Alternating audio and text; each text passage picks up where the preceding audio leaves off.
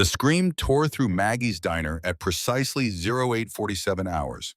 Jake Thompson still counted time, the way the Army had taught him muscle memory from a decade of dawn patrols and midnight extractions. The sound came from his daughter's throat, raw, an animal, the kind that bypassed conscious thought and went straight to the brainstem. His combat instincts, fired in sequence, assess threat, identify cover, protect the principal. But there was no incoming fire here. No IED waiting under Texas asphalt, just an 8-year-old girl convulsing in pain while her father's hands hovered uselessly in the air between them. Lily's small fingers clawed at the left side of her head nails, digging into skin already red from previous episodes.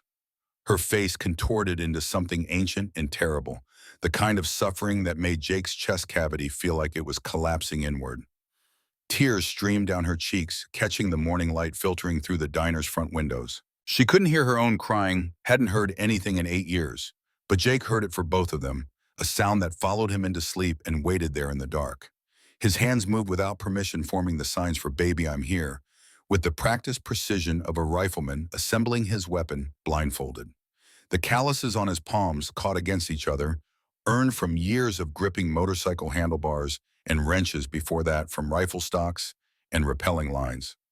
The scars traced across his knuckles told their own stories.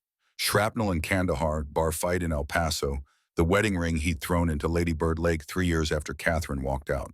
But those hands shaped words in the air, with a gentleness that would have surprised his old drill sergeant, each gesture careful and deliberate, as if the wrong movement might shatter something more fragile than bone. Lily's eyes locked onto his fingers, reading the language they'd built together in the silence that had become their world. Her breathing steadied fractionally, the animal panic receding enough for thought to creep back in. The pain wasn't leaving it, never really left anymore, just ebbed and flowed like tide against a deteriorating seawall, but she could function through it now, the way Jake had learned to function through the constant ache in his right knee from jumping off too many rooftops in Fallujah. Around them, the diner had gone quiet in that particular way American restaurants do when someone else's tragedy intrudes on breakfast. Forks paused halfway to mouths, coffee cups lowered to tables with exaggerated care. A young mother at the counter pulled her toddler closer as if pain might be contagious. Jake registered it all peripherally, the way he'd once tracked enemy positions while treating a sucking chest wound behind a burnout Humvee. Threat assessment never really turned off, even when the only enemy was invisible and lived inside his daughter's skull. At the counter, Rachel Hayes pressed the cleaning cloth against the same spot of laminate she'd been wiping for the past 30 seconds. Her eyes stayed fixed on Lily with an intensity that made the muscles in Jake's shoulders tense up. He'd noticed her noticing before too many Saturday mornings, too much attention for casual waitstaff concern. In another context, in another life, he might have appreciated a woman watching him with that kind of focus.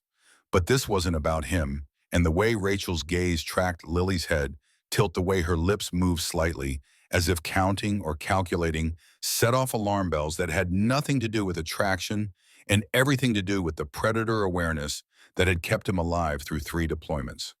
She caught him watching her watch his daughter. Their eyes met for a half second before she looked away, but not before Jake saw something flicker across her face. Not pity, not curiosity, but something harder to name. Recognition, maybe, or determination. It made his jaw clench, teeth grinding together the way they did before a mission brief when the CO was about to tell them the casualty estimates. In the corner booth by the register, Frank Callahan set down his newspaper with the deliberate care of a man who'd learned to telegraph his movements after 72 years of teaching younger men to read body language. The founder of Steel Ravens Motorcycle Club, back when it was just 3 veterans and a dream of something better than the VA waiting room, Frank had survived the Tet offensive by noticing the things other people missed. The slight limp in a water buffalo's gait that meant it was wired to explode. The too casual arrangement of market stalls that hid a sniper nest. The way a village child wouldn't make eye contact because they'd been told the Americans were coming. He noticed the way Rachel's right hand had curled around the edge of her order pad knuckles, white with pressure that had nothing to do with cleaning.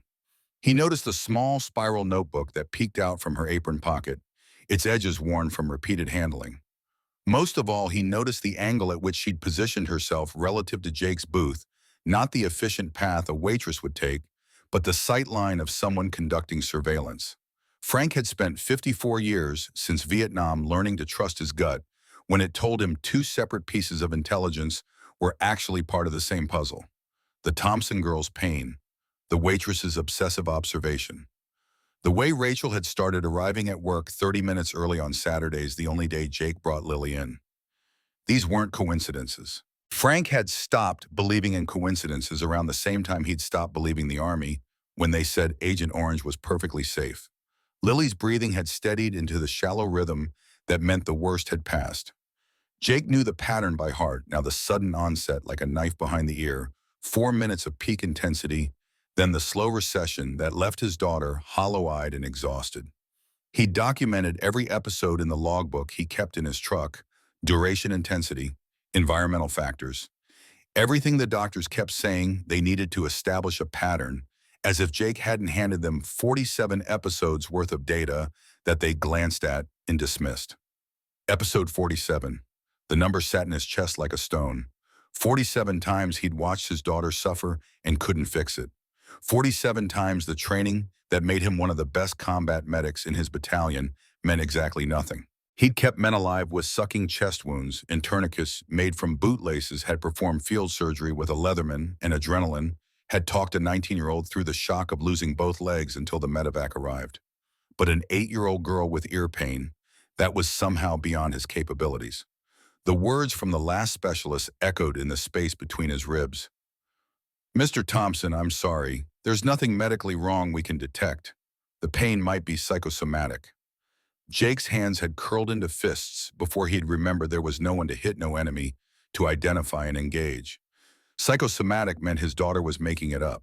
Psychosomatic meant 8 years of agony were all in her head, as if imagination could make a child scream like that, as if Jake hadn't seen enough real suffering to know the difference between panic and pain.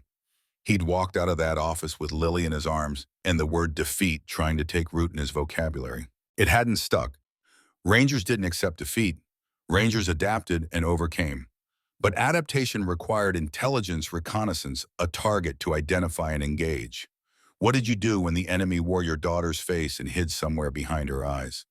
Lily tugged at his sleeve, small hands still trembling from the aftershocks of pain. Her fingers shaped the sign for home with the exhaustion of someone who'd already fought a full day's battle before 9 in the morning.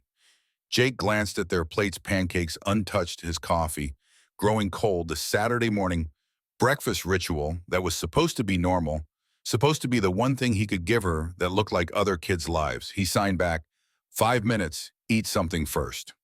The father in him needed to see her take in calories.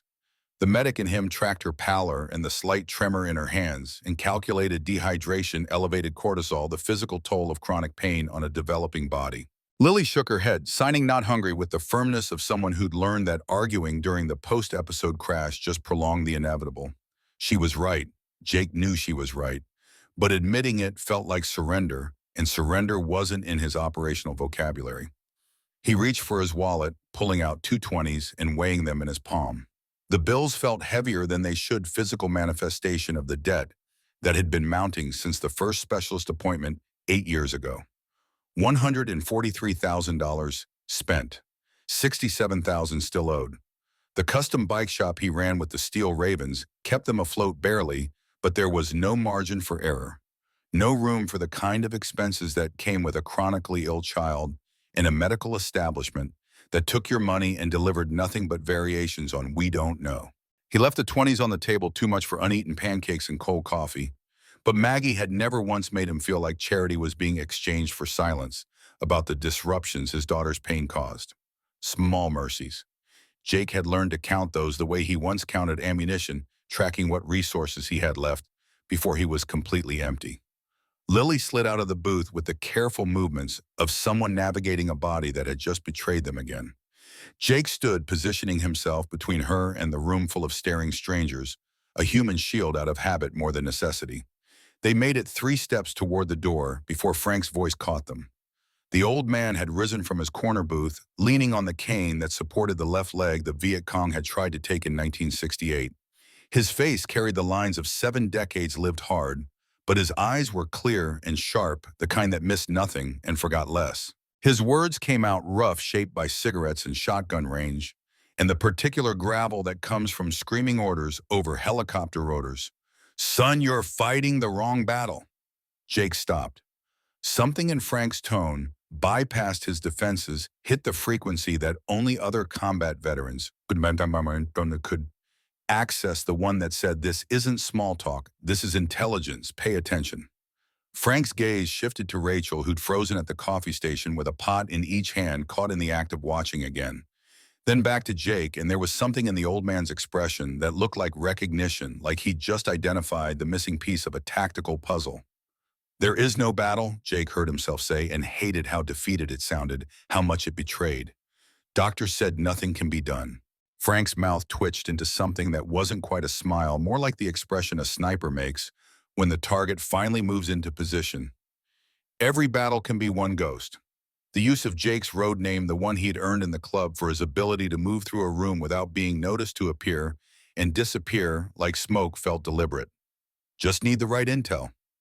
The old man's eyes tracked Rachel again, meaningful, waited before he settled back into his booth and returned to his newspaper as if the conversation had never happened. But Jake had spent too many years reading between lines and extracting meaning from half-said things. Frank was telling him something. Frank had seen something and Frank Callahan hadn't survived Quezon by ignoring the pieces that didn't fit the official narrative. Jake guided Lily toward the door, but his mind was already picking apart the exchange, looking for the operational intelligence buried in Frank's observation. The right intel, the wrong battle. His eyes found Rachel without meaning to, caught her, quickly looking away, caught the way her hand unconsciously touched the notebook in her apron pocket. The morning heat hit them like a wall as they stepped outside Texas sun, already climbing toward triple digits even this early.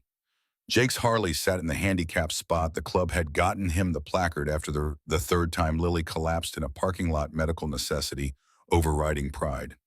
He helped her into the sidecar they'd custom built, padded and cushioned, the one modification that had made her face light up the first time she saw it. Small victories. Jake counted those too.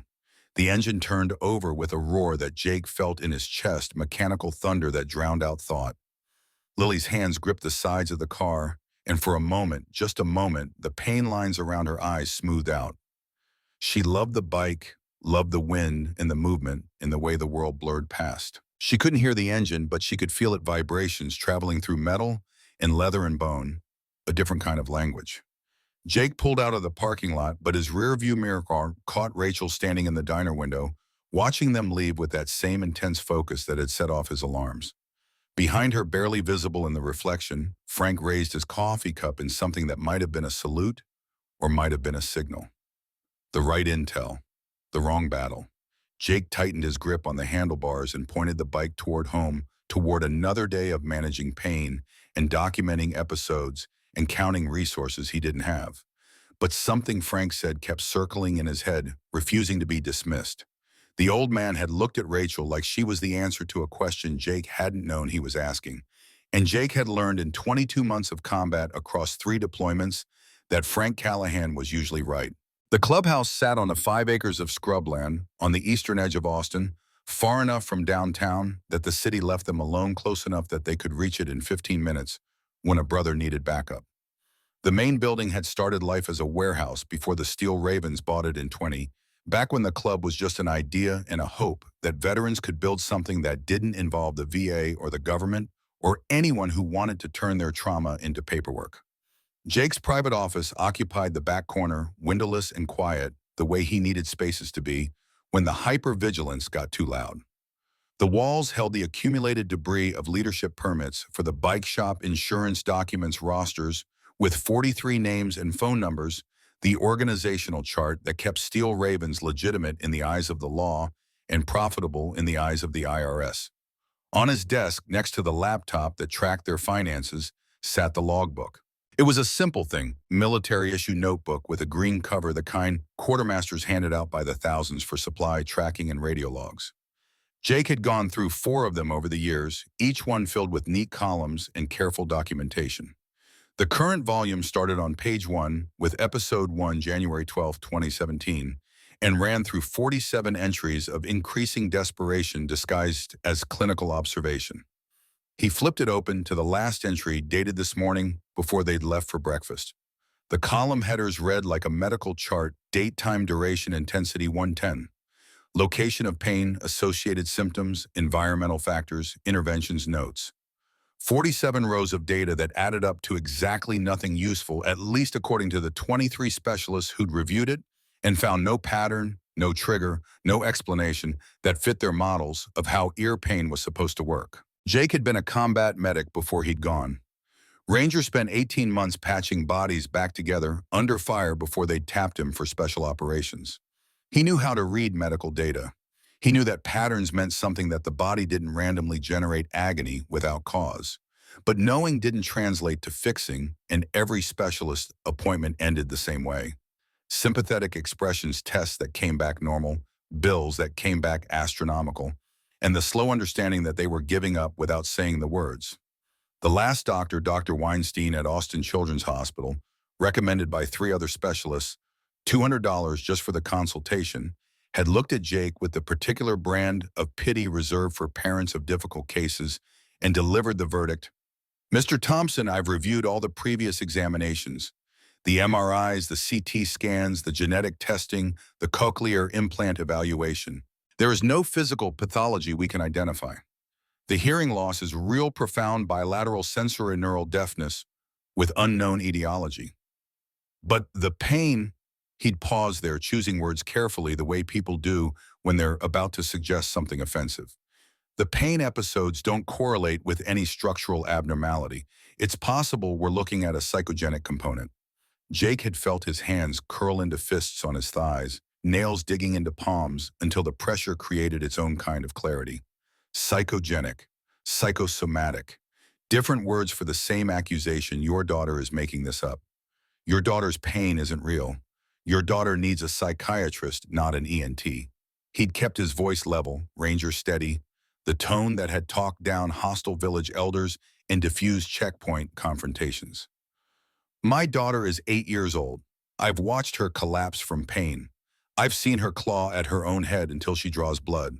I've documented 47 episodes over 18 months of increasing frequency and intensity. You're telling me that's all in her imagination?" Dr. Weinstein had shifted in his chair, retreating behind professionalism, the way Jake had once retreated behind cover fire. "I'm saying we've exhausted the diagnostic tools at our disposal. The pain is clearly real to her. But without a structural cause, our treatment options are limited to pain management and possibly psychiatric evaluation to address any underlying anxiety that might be amplifying her distress." Jake had walked out, hadn't said another word, just scooped Lily up from the waiting room and carried her out to the parking garage while she signed questions he didn't answer because he didn't have answers. 6 months ago that had been.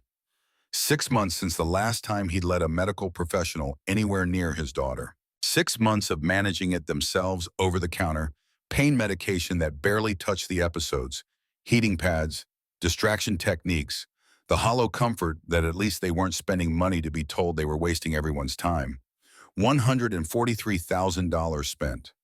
Jake had added it up 3 months ago when the collection agency called about the unpaid balance from the Dallas Pediatric Center. He'd sold the house, the one he and Catherine had bought together, back when they'd thought they were building something permanent, and that had covered most of it. Cashed out his military retirement that handled another chunk. The bike shop generated enough income to manage the monthly payment plan on what remained as long as nothing broke, as long as business stayed steady, as long as the universe decided to stop throwing curveballs for 5 consecutive minutes. The numbers sat in a spreadsheet on his laptop, color-coded and categorized, because you didn't spend a decade in the military without learning to track resources down to the last round and the last meal. Income column in green, expenses in red, and the gap between them getting narrower each month like walls closing in.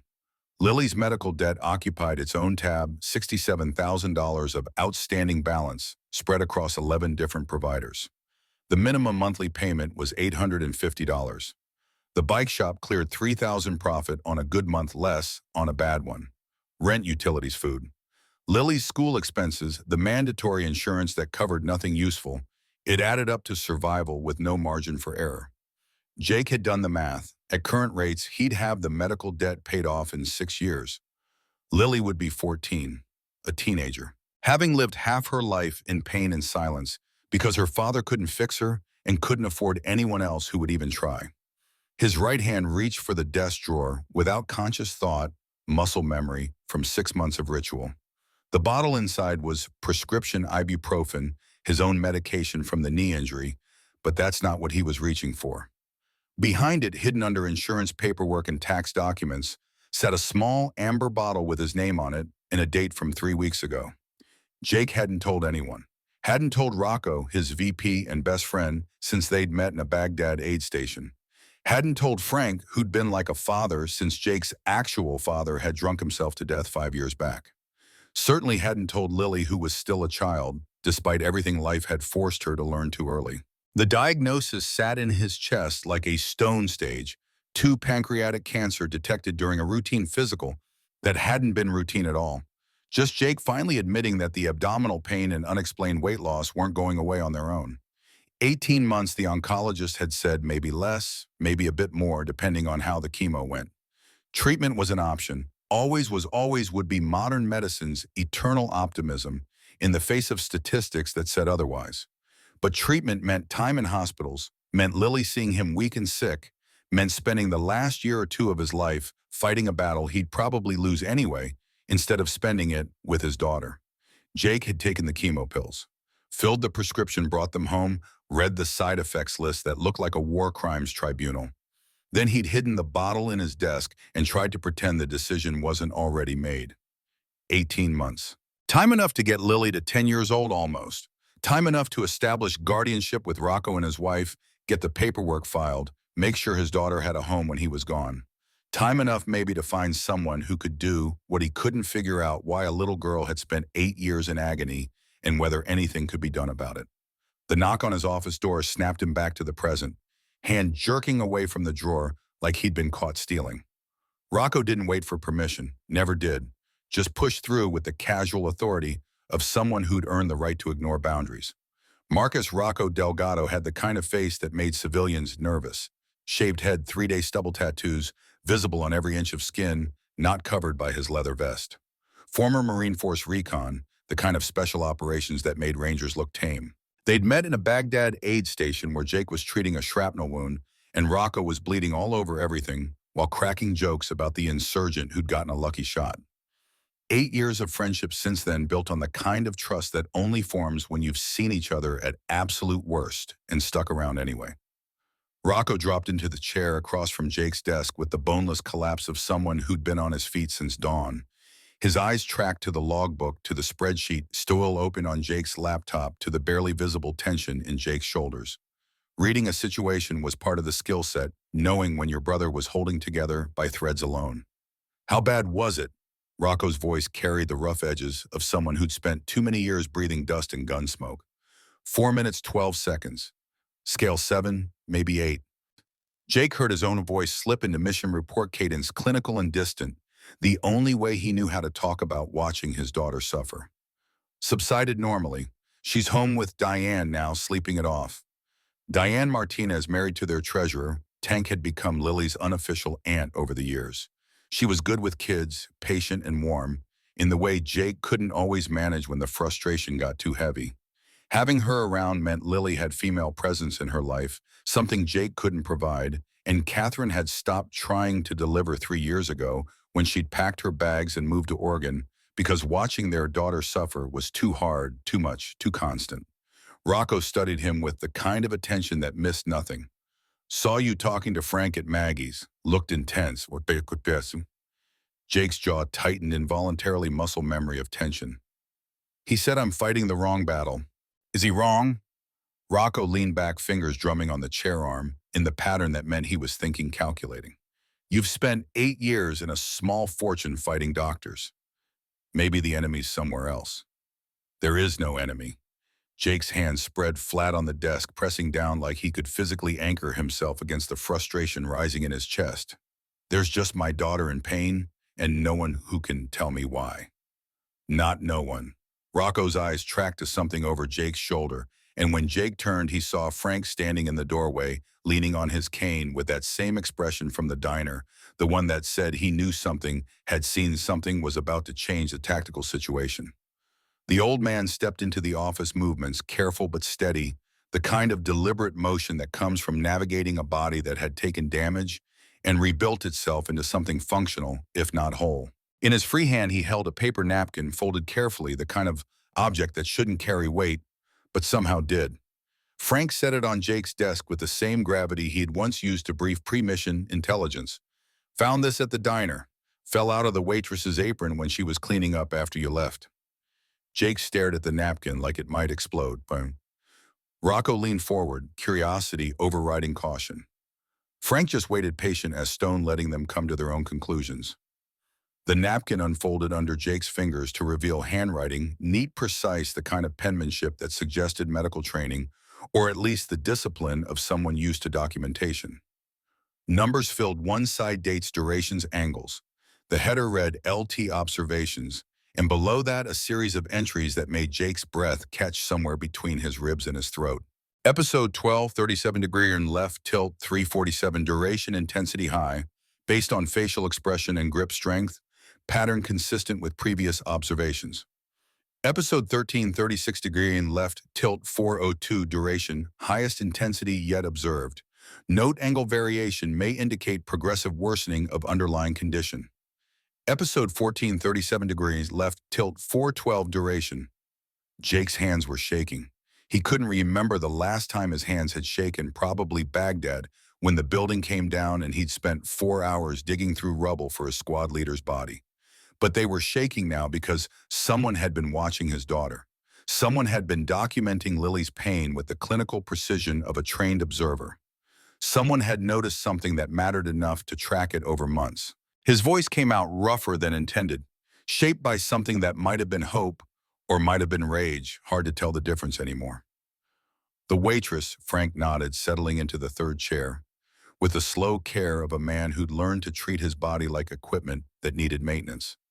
Rachel Hayes, 26, been working at Maggie's about 3 years, keeps to herself mostly, but she watches your girl like she's conducting surveillance. Is that supposed to make me feel better? Jake heard the edge in his tone, the threat assessment that came automatic when someone paid too much attention to Lily. Some stranger stalking my daughter. Not stalking. Frank's voice carried the weight of absolute certainty, the kind that came from decades of reading situations and people. Observing, different thing entirely. And before you go full protective, Papa Bears, ask yourself, why would a waitress spend 4 months documenting a pattern that 23 medical professionals missed? Rocco picked up the napkin, squinting at the handwriting. These are detailed, really detailed. She's noting angles, durations, intensity markers. That's not casual observation. That's someone with training. Frank's eyes locked onto Jake's, deliberate and meaningful. Someone who knows how to read symptoms. Someone who sees what everyone else is missing. Jake's mind was already running tactical scenarios, threat assessments, risk calculations. A stranger documenting his daughter's medical condition without permission. A civilian conducting surveillance on a minor. There were laws about that, procedures, reasons why his hands were curling into fists under the desk. But 23 specialists had looked at Lily and seen nothing. 23 trained professionals with expensive equipment and prestigious degrees had examined his daughter and delivered variations on "we don't know" or "nothing can be done" or "maybe it's all in her head." And here was a waitress with a napkin full of observations that included details Jake had documented in his own logbook. The consistent left side presentation, the specific angle of Lily's head tilt during episodes, the increasing duration over time. Someone was paying attention. Someone was seeing a pattern. Someone thought Lily's suffering mattered enough to track it, like intelligence, to document it, like it meant something beyond background noise in a busy diner. Frank's voice cut through Jake's internal debate with the precision of a blade finding the gap in armor. Son, I've been around long enough to recognize when someone's on a mission. That girl's on a mission. Question is whether you're smart enough to figure out what she wants before you scare her off with the overprotective father routine. My daughter's safety isn't a routine. Jake's words came out flat, final, the tone that ended conversations. No one's saying it is. Rocco's hands spread in the universal gesture of de-escalation, the same one they'd used on countless checkpoint confrontations when things got tense. And one wrong move could turn a situation lethal. But Ghost Man, think about it. When was the last time anyone paid attention to Lily like she mattered, like figuring out her pain was worth their time? 8 years ago, Jake's mind supplied automatically. Before the diagnosis that ended hope. Before Catherine gave up and left. Before he'd run out of insurance coverage and medical options and the capacity to believe that help existed somewhere beyond the next specialist's office. Frank shifted forward in his chair, weight settling onto his cane as he prepared to stand. You don't have to trust her. Hell, you don't even have to like her. But that girl saw something 47 episodes ago, and she's still watching, still tracking, still paying attention when everyone else stopped trying. In my experience, that kind of dedication means something. He levered himself upright, movement slow but steady, and moved toward the door. Then he paused, glancing back with an expression that looked like memory, like wisdom earned through decades of watching young men make the same mistakes over and over. You know what I learned in Nam, Jake? Sometimes the answer ain't in the fire base. It's in the village. Sometimes the intel you need comes from the least likely source. And sometimes his eyes found Jake's and held them with the weight of absolute conviction. Sometimes you have to trust that the people paying attention are the ones who can actually help. The door closed behind him, leaving Jake and Rocco in the heavy silence that followed. The napkin sat on the desk between them, innocuous, and loaded a piece of evidence that changed calculations. Rocco broke first, leaning back with the kind of sigh that meant he was about to say something Jake wouldn't want to hear. So what's the play? His fingers drummed that thinking pattern again. You gonna talk to her? Jake stared at the napkin, at the careful documentation of his daughter's suffering, at the proof that someone, a stranger, a civilian, a waitress with no medical authority and no reason to care, had seen Lily as more than a difficult case or a lost cause. The military part of his brain was already planning the approach, considering vectors and tactics and how to extract intelligence from a potentially hostile source. The father part was just desperate, clinging to the possibility that someone might know something that mattered. Frank's right. And the admission felt like failure, and hope twisted together into something he couldn't name. I've been fighting doctors for 8 years. Maybe it's time to try a different battle. Rocco's expression shifted into something that might have been relief or might have been concern, hard to tell with him. Sometimes, you want backup? No. Jake folded the napkin, carefully creasing it along the same lines Frank had used, preserving the evidence. This is recon. One operator, low profile, no backup until I know what we're dealing with. And if she's crazy, if this is just some fixation, then I walk away, Jake thought, but didn't say. Because the alternative, that Rachel Hayes had seen something real, had identified something the specialist missed, had spent 4 months documenting a pattern that might actually mean something. That alternative was too fragile to speak aloud, too vulnerable to survive the weight of expectation. Instead, he said, then I've wasted an afternoon. Won't be the biggest waste I've managed this year. Rocco stood, moving toward the door with the easy grace of someone comfortable in their body despite what war had done to it. He paused at the threshold, hand on the frame. For what it's worth, I think Frank's onto something. Girl like that doesn't track patterns for fun. She's looking for something. Maybe she found it. After he left, Jake sat alone in his office with the napkin and the logbook and the spreadsheet full of debt. The afternoon light slanted through the high windows, painting everything in shades of amber that made the dust motes visible, made the air feel thick and heavy like humidity before a storm. Somewhere in the building, he could hear the sounds of the bike shop, power tools, and music, and the easy camaraderie of brothers who'd found purpose in chrome and leather and the open road. Jake had built this. Not alone, never alone. The club was predicated on brotherhood, but he'd been the vision, the driving force, the one who'd convinced a dozen veterans that they could create something legitimate and profitable and meaningful. Steel Ravens Motorcycle Club wasn't a gang, wasn't criminal, wasn't the stereotype that made civilians lock their car doors. It was family built from shared trauma community service with an edge, the kind of brotherhood that understood what it meant to come home from war and find that home didn't fit anymore. And now the same instincts that had built this, the willingness to trust unusual intel, to look for answers in unexpected places, to believe that solutions existed outside official channels, those same instincts were telling him that a waitress with a napkin full of observations might be the most important tactical asset he'd encountered since his last deployment. He pulled out his phone, opened a browser, typed Rachel Hayes, Austin, Texas, into the search bar. The results came back sparse: of Facebook profiles set to private, a LinkedIn showing incomplete nursing degree from UT Austin.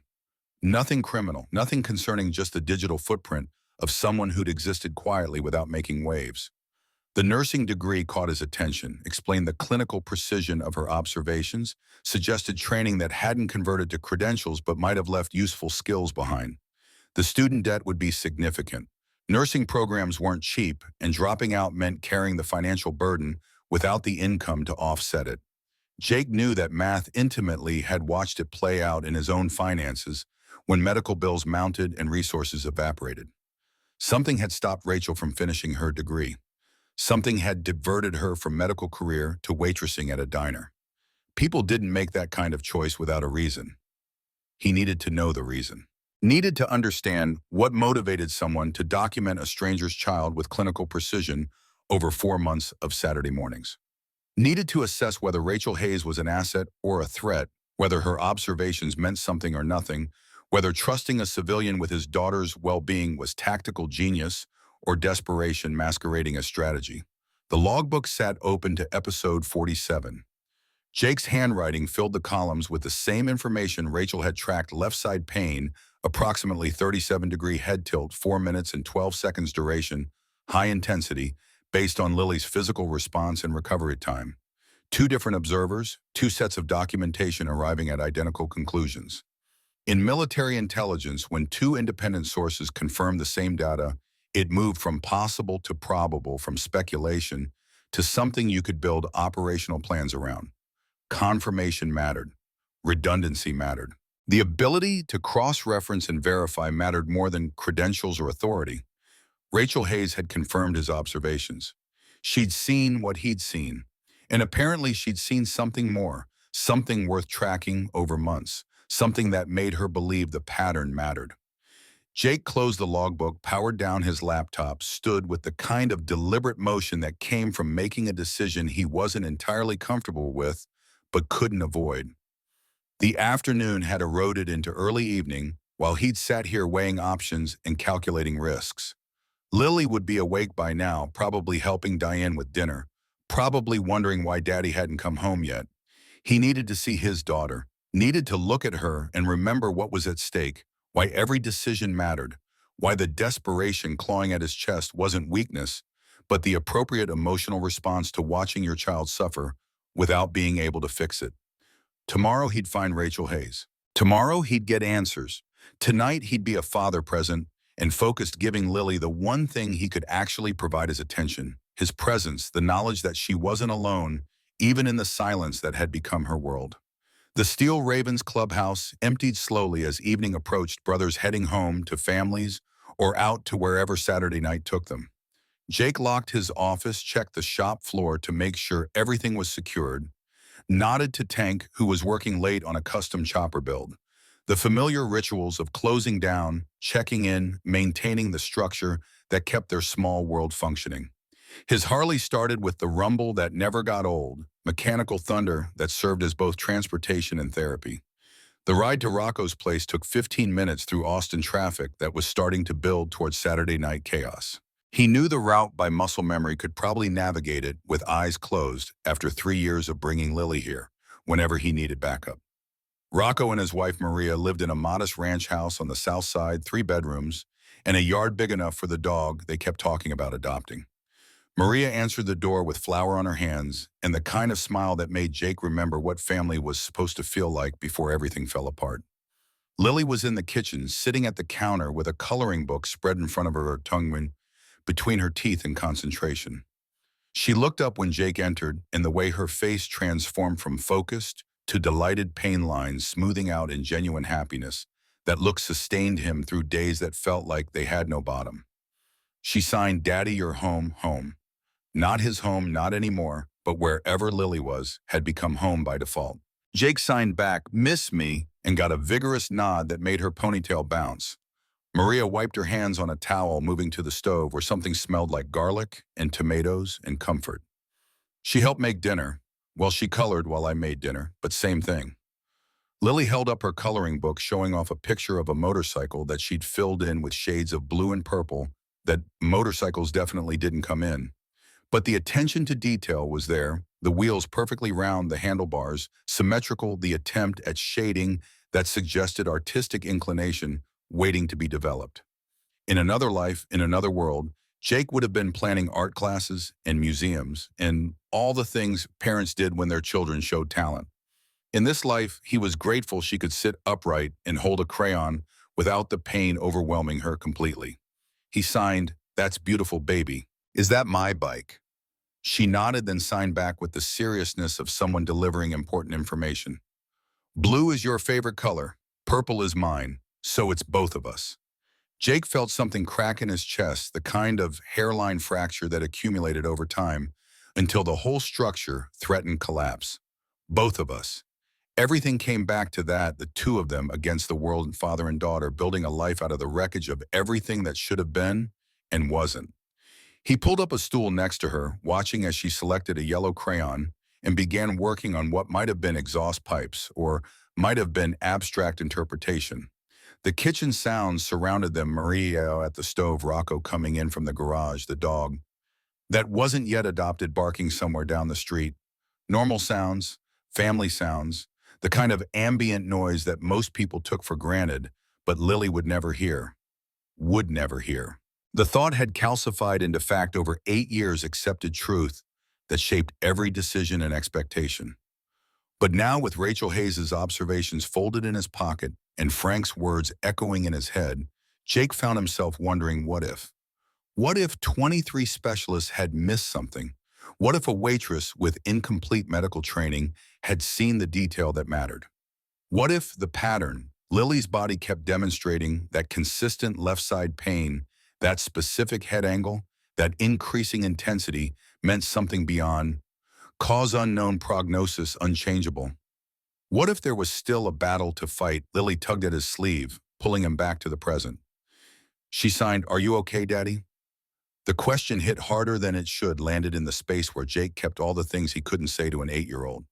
No, he wasn't okay. He was dying of cancer he hadn't told anyone about.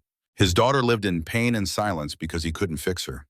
He was drowning in debt with no life preserver in sight. The woman he'd married had abandoned them both, and the only hope on the horizon came in the form of a waitress with a notebook who might be brilliant, or might be delusional, or might be something in between that Jake couldn't afford to ignore. But what he signed was, "I'm perfect, baby, just tired." She studied his face with the kind of attention that suggested she knew he was lying, but had learned not to push. Children of chronic illness develop that skill early, the ability to read the unspoken, to navigate the emotional landscape around them, to carry more weight than anyone their age should have to hold. Dinner was spaghetti and meatballs, Maria's specialty, the kind of meal that provided comfort and calories in equal measure. They ate at the kitchen table like a family, passing plates and sharing space. And if Jake's mind kept drifting to surveillance, napkins, and waitresses with missions, no one called him on it.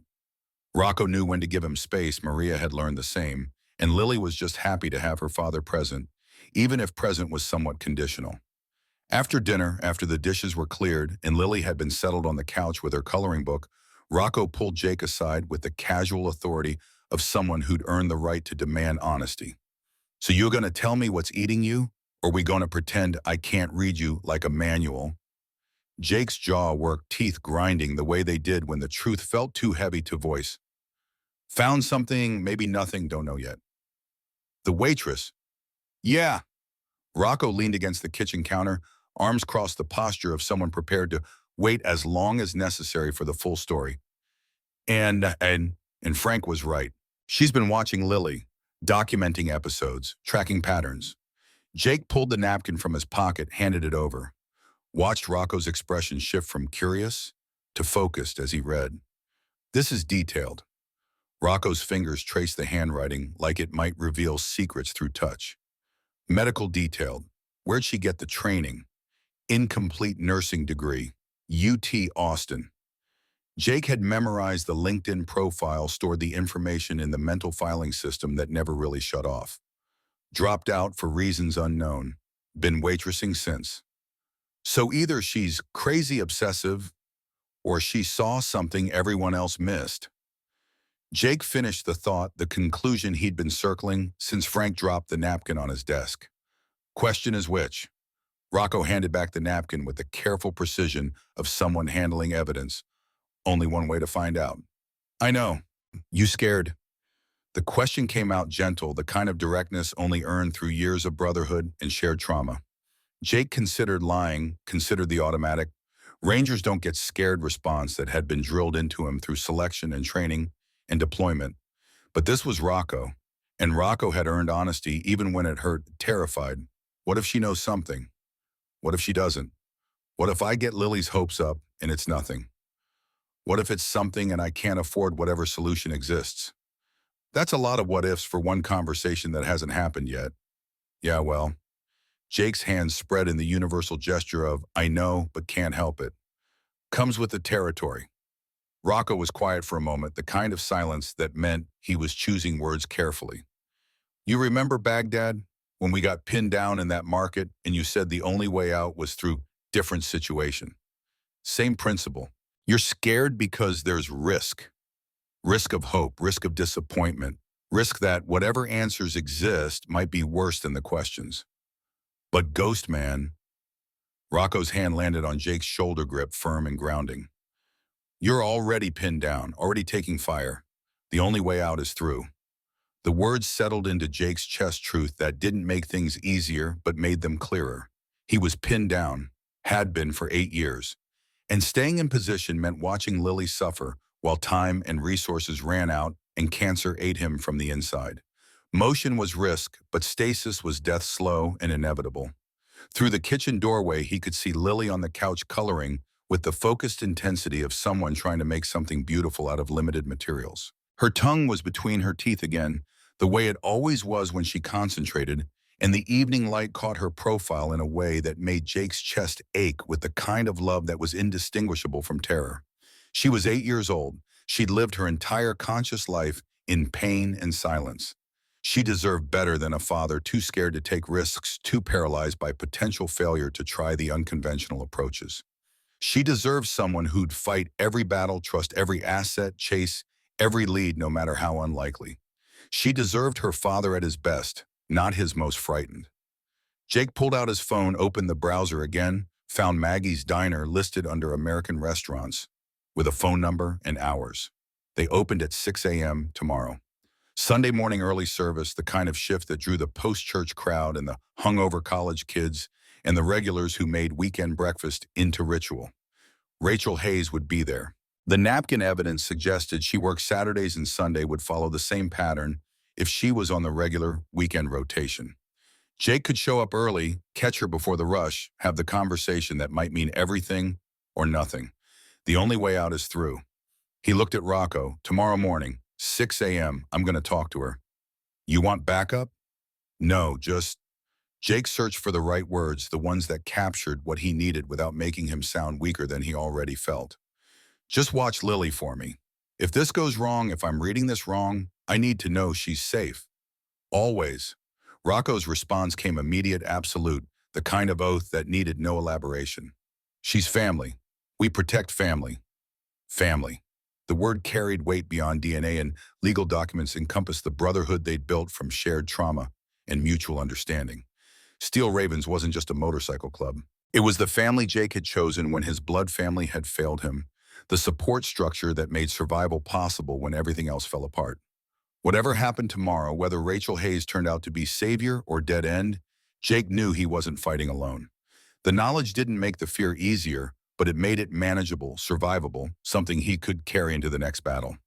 He spent another hour at Rocco's place watching Lily color and helping Maria clean up and existing in the temporary peace of normal Saturday evening routines. When Lily started yawning, he carried her out to the bike, settled her in the sidecar with the careful attention he'd give to handling explosives. The ride home was quiet, traffic thinning as evening settled into night, Austin's lights painting the world in neon and shadow. Their apartment, his apartment really, but theirs sounded better occupied the second floor of a building near the clubhouse. Small, affordable, the kind of place that didn't ask questions when rent was occasionally late. Lily had her own room decorated with posters she couldn't hear the music from and art supplies she used to transform silence into color. Jake's room held a bed and not much else monastic in its simplicity, the way spaces got when you were too tired to care about comfort. The bedtime routine was ritual carved from repetition. Lily brushed her teeth while Jake checked locks and windows. Old security habits from deployment that had never really faded. She changed into pajamas covered in cartoon motorcycles that Maria had found at a thrift store. Jake tucked her in, signing "I love you," the way he did every night, the gesture as automatic as breathing. She signed back, "Love you too, Daddy. Tomorrow will be better." The optimism of children who hadn't learned yet that tomorrow often looked exactly like today, that hope was expensive and disappointment came cheap. Jake signed, "Tomorrow will be perfect," because what else could he say? That he was terrified. That hope felt like betrayal of all the previous disappointments. That he was dying and running out of time to make anything better. He left her door cracked open, light from the hallway spilling in because complete darkness made her anxious. Made him anxious too. Truth be told, the kind of hypervigilance that never really shut off, that needed to see threats coming, even when the threats were imaginary. His own room felt smaller than usual, walls pressing in with the weight of decisions unmade and conversations pending. Jake sat on the edge of his bed, pulled the napkin from his pocket, studied Rachel's handwriting in the lamplight like it might reveal secrets under proper examination. Episode 14, 4 minutes, 12 seconds, 37 degrees.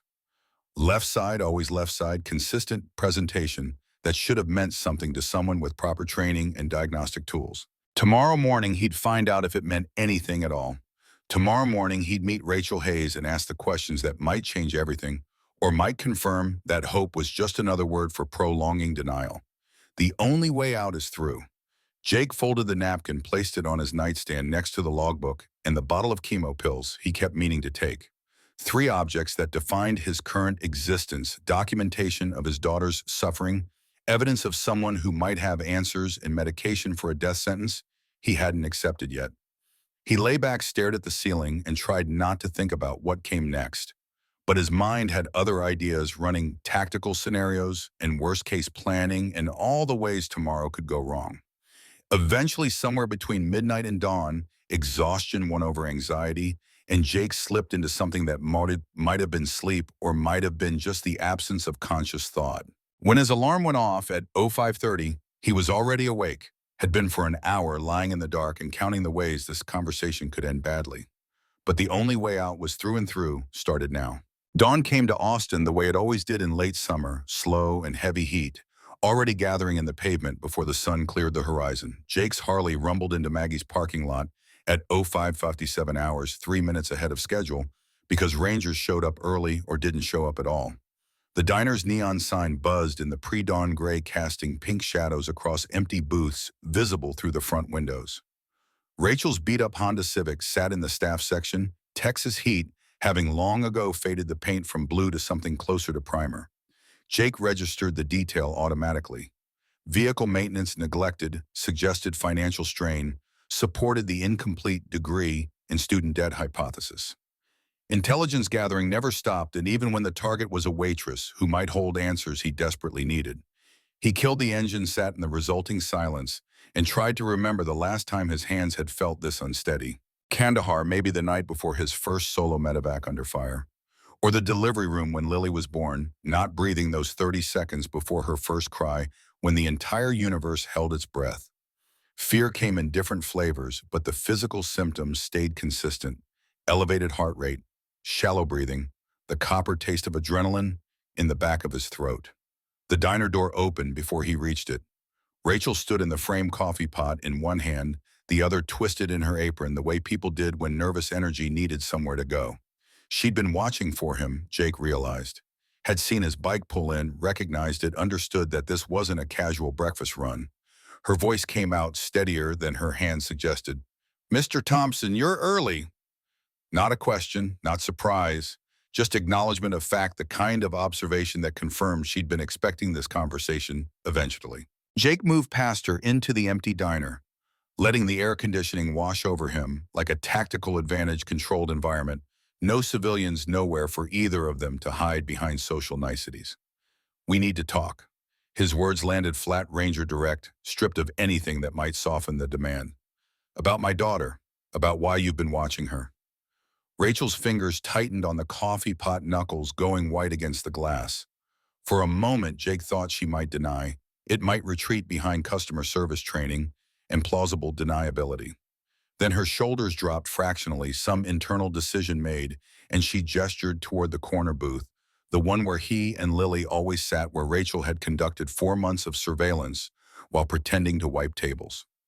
She poured 2 cups of coffee without asking, slid into the seat across from him with the careful distance of someone unsure whether they were about to be thanked or arrested. The early morning light caught her face at an angle that made the exhaustion visible.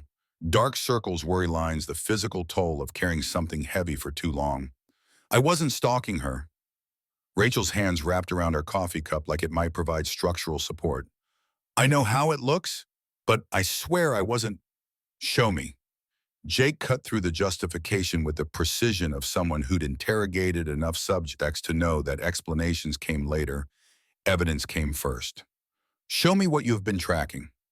Rachel hesitated, then reached into her apron and pulled out a spiral notebook worn at the edges from constant handling. She placed it on the table between them, like evidence at trial, something that could condemn or exonerate depending on interpretation.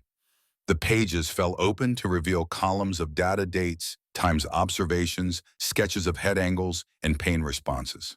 Jake recognized his own logbook structure, mirrored back at him the same clinical documentation he'd been maintaining for 18 months.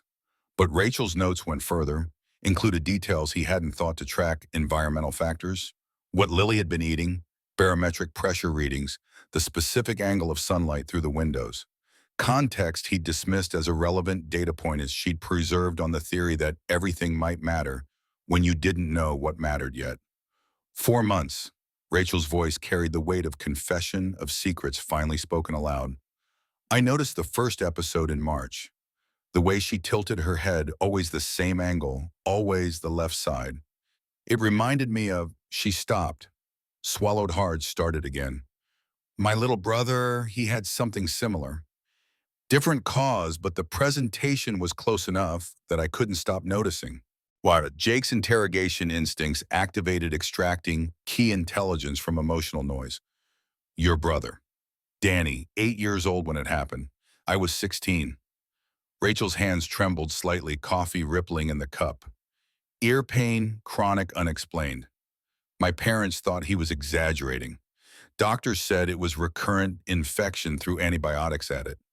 But I saw him tilt his head the same way Lily does, saw him press his hand to the same spot, same angle, same..." Her voice cracked, recovered. "Same desperation." Jake waited. Interrogation 101: let the silence work. Let subjects fill the void with information they wouldn't volunteer under direct questioning. Rachel stared into her coffee like it held answers she'd been searching for, then continued without prompting. "Turned out to be a small battery. Button cell, the kind from toys. He'd pushed it in his ear at 6 years old, forgotten about it. By the time anyone looked properly, it had corroded, leaked acid, destroyed most of his eardrum." She looked up, met Jake's eyes with the kind of direct honesty that only came from old guilt. "He lost 80% hearing in that ear. Could have been prevented if someone had looked correctly, looked twice, paid actual attention, instead of dismissing a kid's pain as behavioral." The words settled into the space between them. Explanation and justification, and something that looked like penance. Jake processed the intelligence. Rachel had childhood trauma around missed medical diagnosis, had developed an observational skills as coping mechanism, saw Lily's pattern and couldn't ignore it, because ignoring it once had cost her brother permanent damage. Psychology made her watchful. Experience made her careful. Guilt made her persistent. "What do you think you see?" Jake kept his voice neutral, Ranger flat, giving nothing away about the hope trying to take root in his chest. "In Lily's case, what pattern are you tracking?" Rachel pulled the notebook closer, flipped to a page covered in anatomical sketches, crude but accurate representations of the human ear, inner structures labeled with the precision of someone who'd studied medical texts. Her finger traced a specific area deep in the canal near where the eardrum sat protected behind curves and bone. The consistency is what caught my attention first. Same side, same angle every time. In medical terms, that specificity suggests localized pathology, not systemic. She was slipping into clinical language, the vocabulary of her abandoned nursing degree emerging under stress. But here's what doesn't fit: if it's standard nerve pain or inflammation, the angle wouldn't matter.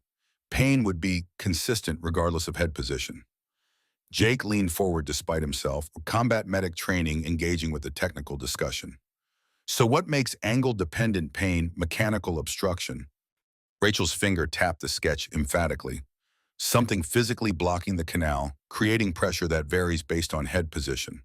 When Lily tilts to 37 degrees, she's instinctively trying to relieve pressure on whatever's causing the pain. The hypothesis landed with the weight of tactical intelligence, the kind of breakthrough that changed operational planning. Jake's mind raced through implications.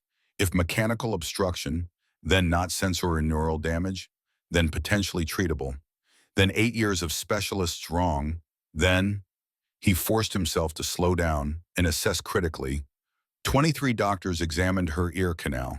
With proper equipment, how would they miss a physical obstruction? Because they're looking straight in. Rachel's hands moved, demonstrating angles showing the limitation of standard examination technique. Otoscope exam is typically 0 to 15 degrees from canal axis. But if the obstruction is lodged at a specific angle positioned behind the natural curves surrounded by wax that's accumulated over years, she met his eyes, intensity burning through the nervousness. Then you'd only see it if you looked from exactly the right position. Lily's instinctive tilt. 37 degrees, the angle that provides fractional relief because it slightly reduces pressure. Rachel's conviction was absolute, the certainty of someone who'd spent months analyzing data and testing hypotheses. Mr. Thompson, I'm not a doctor. I don't have credentials or authority, but I've watched your daughter for 4 months, and I'm telling you, there's something in her left ear canal that shouldn't be there. Something deep, something missed, something that's been causing pain and blocking sound transmission for years. Jake wanted to believe her, wanted it with an intensity that made his chest tight and his hands unsteady. But wanting didn't make intelligence reliable, and hope had disappointed him too many times to trust it without verification. If you're right, he forced the words past the knot in his throat. If there's an obstruction, removal would require medical intervention. Proper tools, sterile environment, specialist skill. Rachel's expression shifted into something that might have been determination, or might have been recklessness. I can do it. The statement hung in the air between them, absurd and desperate and completely insane. Jake's first instinct was to laugh, to dismiss the offer as civilian delusion. But Rachel's face showed no humor, no uncertainty, just the absolute conviction of someone who'd already made a decision and was now dealing with the consequences. You're a waitress. Jake kept his tone carefully neutral, not quite mockery, not quite dismissal. I'm a third-year nursing student who specialized in pediatric care before I dropped out. Rachel's jaw set with the stubbornness of someone defending a position they knew was weak but couldn't abandon. I've assisted with ear canal procedures. I know the anatomy, and most importantly, her hand pressed flat against the notebook. I've done this before. Your brother. My nephew, actually. Danny's son, 8 years later, different object, but same presentation. Bead Lodge deep doctors kept missing it because standard angles didn't show it. Rachel's voice carried the weight of earned experience of crisis managed and disaster averted. I spotted it during a family dinner, used my phone flashlight, saw exactly what the pediatricians had missed. Helped the specialist remove it 2 days later. Observed the entire procedure, assisted with positioning, learned the technique. Jake's tactical assessment ran calculations, civilian with limited training, but relevant experience. High motivation, no credentials, but demonstrated observational ability that exceeded professional standard. Risk versus benefit analysis suggested this was insane, reckless, potentially criminal if it went wrong. But 23 specialists had tried and failed. 8 years of professional medicine had delivered nothing but debt and despair. And sitting across from him was someone who looked at his daughter and saw a solvable problem instead of a lost cause. The only way out is through. Jake pulled out his phone, set it on the table, opened to a photo of Lily sleeping, face peaceful in the rare moments between pain episodes. He turned the screen toward Rachel, let her see what was at stake, not a case study or interesting medical puzzle, but a little girl who deserved better than the hand genetics and bad luck had dealt her. If you're wrong, his voice came out rougher than intended, shaped by fear and hope in equal measure. If you hurt her, if you make things worse, there's no authority or law that will protect you from me. Understand? Rachel met his eyes without flinching. If I'm wrong, I'll deserve whatever comes. But Mr. Thompson, her hands spread flat on the table, palms up, gesture of openness and honesty. I've watched your daughter suffer for 4 months. I've documented her pain, tracked her patterns, seen her try to be brave when brave isn't enough. I wouldn't be here, wouldn't be saying this if I wasn't absolutely certain I can help her. The conviction in her voice bypassed Jake's tactical assessment and hit something deeper, the part of him that was just a father, desperate and running out of options, willing to try anything that offered even fractional hope. He'd jumped out of airplanes and cleared buildings under fire and performed field surgery with inadequate supplies, all because the mission required it and failure wasn't acceptable. This was just another mission. Higher stakes, different battlefield, but the same fundamental calculation: risk, doing nothing versus risk, doing something, and nothing had been slowly killing them both for 8 years. Not here. Jake stood, decision made, commitment absolute. We do this at the clubhouse. Controlled environment, proper setup, my people present. You bring your equipment, I bring my daughter, and we find out if you're brilliant or crazy. Rachel nodded, hands already moving to untie her apron. Wentkin. Today, now, before I lose my nerve or remember why this is the worst idea I've had since Fallujah. The Steel Ravens clubhouse on Sunday morning carried the particular silence of veterans sleeping off Saturday night, rooms full of brothers who'd found peace in chrome and leather when nothing else worked. Jake's Harley rumbled through the gate at 0742 hours, Rachel's Honda following at careful distance, 2 vehicles moving toward a confrontation that would either change everything or confirm that hope was just another word for prolonged suffering.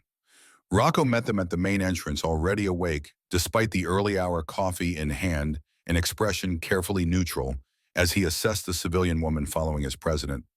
Jake had called ahead, brief tactical update that suggested backup might be necessary. Let Rocco draw his own conclusions about what kind of backup and why. Rocco's question carried no judgment, just the need for situational awareness. Rachel Hayes, nurse, maybe.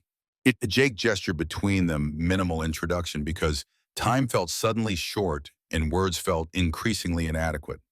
She thinks she can help Lily. Rocco's eyes tracked to Rachel, reading her body language, the way Marines learn to read potential threats. You sure about this? Jake wasn't sure about anything except that standing still meant watching his daughter suffer and doing nothing meant accepting defeat.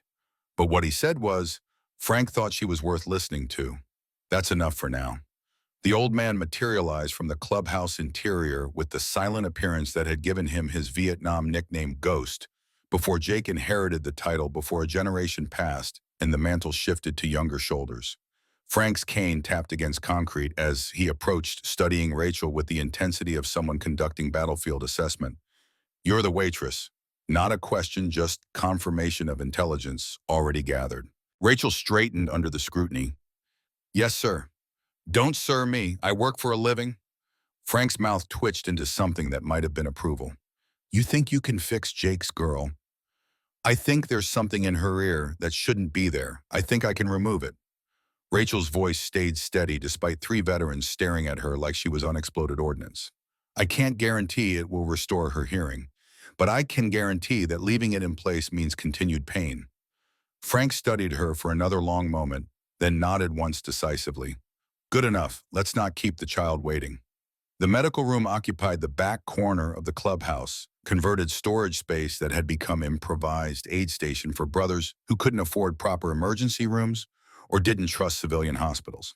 Tank maintained it with the obsessive attention to detail that came from being a Navy corpsman, supplies restocked and organized, equipment sterilized and ready for use.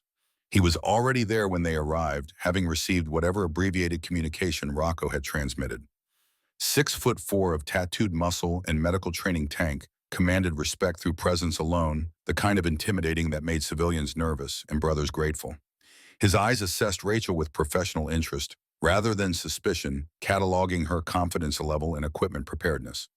Rachel set her bag on the exam table, worn medical kit that had seen better days, contents organized with the precision of someone who'd learned to work with limited resources. She pulled out supplies one by one, laying them in sequence: tweezers of varying sizes, sterile solution gauze, an otoscope that looked outdated but functional, LED flashlight, documentation camera. "This is what you've got." Tank's question carried no criticism, just tactical assessment of available resources. "It's what I can afford." Rachel's honesty bypassed defensiveness.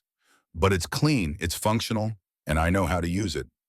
Jake watched the exchange, watched Tank and Rachel fall into professional shorthand, medical practitioners speaking the language of procedures and protocols that civilians didn't understand. Something in his chest eased fractionally, not relief, not yet, but the recognition that Rachel wasn't entirely alone in this, that Tank's presence provided backup if things went wrong. Rocco touched Jake's shoulder, gentle pressure that suggested private conversation needed. They stepped into the hallway out of Rachel's earshot, and Rocco's expression shifted from neutral support to barely contained concern. "Ghost man, you know this is crazy, right?" He kept his voice low, brotherly, rather than challenging. "Letting some random civilian perform medical procedures on your kid." Jake's hands curled into fists. Reflexive tension against words he'd already thought himself. "You got better options?" "Because I'm fresh out. I got the option where we take Lily to an actual hospital. Get actual doctors involved." Rocco's frustration bled through despite obvious effort at control. "Not trust some waitress playing surgeon in our clubhouse." Actual doctors gave up. Jake heard his voice crack, recovered it through force of will. "Actual hospitals took my money and delivered nothing except variations on sorry, nothing we can do. So yeah, maybe this is crazy. Maybe I'm desperate enough to trust a stranger with observation skills that 23 specialists lacked. But at least she's trying." Rocco opened his mouth to argue, then stopped, expression shifting as he registered something in Jake's face, or posture, or the barely controlled desperation bleeding through every word. His hand moved to Jake's shoulder again, grip firmer this time, anchoring. "Okay." Simple word complex meaning. "Okay, we do this, but I'm staying, Tank's staying, and if anything goes wrong, you get Lily to the ER and I deal with consequences." Jake met his best friend's eyes with the kind of honesty that only existed between brothers who'd seen each other at absolute worst. "This is on me, Rocco. My call, my responsibility." "Your call, our backup." Rocco's grip tightened briefly before releasing. "That's how brotherhood works." They returned to the medical room where Rachel had finished her setup, supplies arranged in surgical sequence on a sterile field. Tank stood by with emergency equipment ready, face professionally neutral, but body language suggesting he wasn't entirely convinced this was the best idea anyone had ever had. Frank had settled into the corner chair, came propped against the wall, observer status that came with decades of earned wisdom. His presence felt stabilizing, the way senior NCOs made young soldiers calmer, just by being in the room, existing proof that veterans survived impossible things through judgment and courage. Jake's phone buzzed, text from Diane confirming Lily was awake, fed, and ready for pickup. The moment had arrived, decision point, where theoretical planning became actual execution, and there was no more room for doubt or hesitation. He looked at Rachel. Last chance to back out. Say the word, this stops now, no judgment. She met his eyes with the kind of steady resolve that reminded Jake of soldiers right before combat drops. "I'm not backing out. Bring your daughter." Lily arrived 30 minutes later, with Diane's small hand gripped tight and the older woman's eyes wide as she took in the unfamiliar setting. The clubhouse intimidated civilians too much. Leather, too many weapons, visible in cases, the atmosphere of controlled violence that came with veteran spaces. But Lily had grown up around steel ravens, considered these men her family, found comfort in their presence when the rest of the world felt hostile. Jake knelt to her, level hands forming signs that had become their private language. "Remember I said someone might be able to help with the pain?" Lily's eyes tracked to Rachel, assessing the stranger with the careful attention of a child who'd learned early that adults made promises they couldn't keep. Her hands shaped the question, "Is she a doctor?" She's someone who sees things doctors miss. Jake kept his signing slow, deliberate, making sure Lily understood every word. She thinks there's something in your ear, something that's been causing pain. She wants to look, see if she's right. Will it hurt? Small hands, simple question loaded with 8 years of medical trauma and broken promises. Jake forced himself to answer honestly. Maybe, but not like the pain episodes. Different kind of hurt, the kind that means fixing things instead of things being broken. Lily studied Rachel again longer this time, some internal calculation running behind those watchful eyes. Then her hands moved, signing with the firmness of someone who'd made a decision. Okay, she can look. Relief and terror hit Jake simultaneously, knocking the breath from his chest. He'd expected resistance, expected fear, expected having to convince his daughter to trust a stranger with her body and well-being. But Lily had spent 8 years in pain, and apparently pain had taught her that any chance at relief was worth the risk. Rachel approached slowly, moving into Lily's line of sight before speaking so the child could read her lips. Her hands formed basic signs, not fluent but functional, suggesting she'd studied enough ASL to communicate. Hi, Lily, I'm Rachel. Your dad says you've been very brave. Lily's expression flickered with something that might have been surprise at the signing, might have been cautious hope. Her hands responded, Are you going to fix me? I'm going to try. Rachel's honesty bypassed false promises. I think I know what's causing your pain, but I need to look first, make sure I'm right. Is that okay? Lily glanced at Jake, seeking confirmation, finding it in his nod. Then back to Rachel. Okay. The setup took 15 minutes, positioning Lily in the exam chair they'd borrowed from Tank's friend at the urgent care clinic, adjusting height and angle, making sure she could see both Jake and Rachel without strain. Jake stood where Lily could grip his hand, providing anchor point and escape route if this went wrong. Rocco operated the documentation camera, capturing angles and procedures in case they needed evidence later. Tank hovered with emergency supplies, ready to intervene if medical crisis developed. Rachel washed her hands with the obsessive attention to sterile technique that suggested her nursing training had stuck despite the incomplete degree. She pulled on gloves, positioned the otoscope, took several deep breaths like a soldier preparing for combat. Jump. Lily, I'm going to look in your left ear now. It might feel weird, but it shouldn't hurt. If it does hurt you, squeeze your dad's hand really hard and I'll stop immediately. Understand? Lily nodded, small face set with determination that looked too old for 8 years. Rachel inserted the otoscope, adjusting angle and depth with careful precision. Jake watched her face, tracking micro-expressions that suggested discovery or confusion or nothing at all. Seconds stretched into minutes while Rachel examined, repositioned, examined again from different vectors. Then she froze. Her breath caught audibly. When she looked up, her eyes carried the kind of intensity that came from intelligence. Confirmed hypothesis proven. Mr. Thompson, I need you to look at this. She repositioned the otoscope, adjusted the angle to 37 degrees, Lily's instinctive tilt, and guided Jake's eye to the viewing lens. The ear canal appeared normal, at first standard curves and shadows that Jake had seen in countless medical examinations. But as his eye adjusted to the angle, as his brain processed the specific light refraction, he saw it deep in the canal, nearly touching the eardrum, a mass that didn't belong. Dark brown, irregular surface, but with underlying structure that wasn't tissue, wasn't wax, was something foreign and solid and wrong. Jake's hand tightened on Lily's without meaning to. She squeezed back, reading the tension, understanding that something had changed. Rachel's voice came quiet, but absolutely certain. That's it. That's what's been causing the pain. And Mr. Thompson, she paused, making sure he heard this, understood the implications. That's what's been blocking sound transmission. Remove that, there's a chance her hearing comes back. A real chance. Hope detonated in Jake's chest like an IED, sudden and devastating, ripping through the careful emotional control he'd built over 8 years of disappointment. His vision blurred before he could stop it, tears he hadn't cried since Catherine left, trying to force their way out.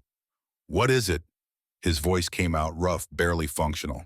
Can't tell for sure without extraction, but based on size and position, my best guess is a foam earplug.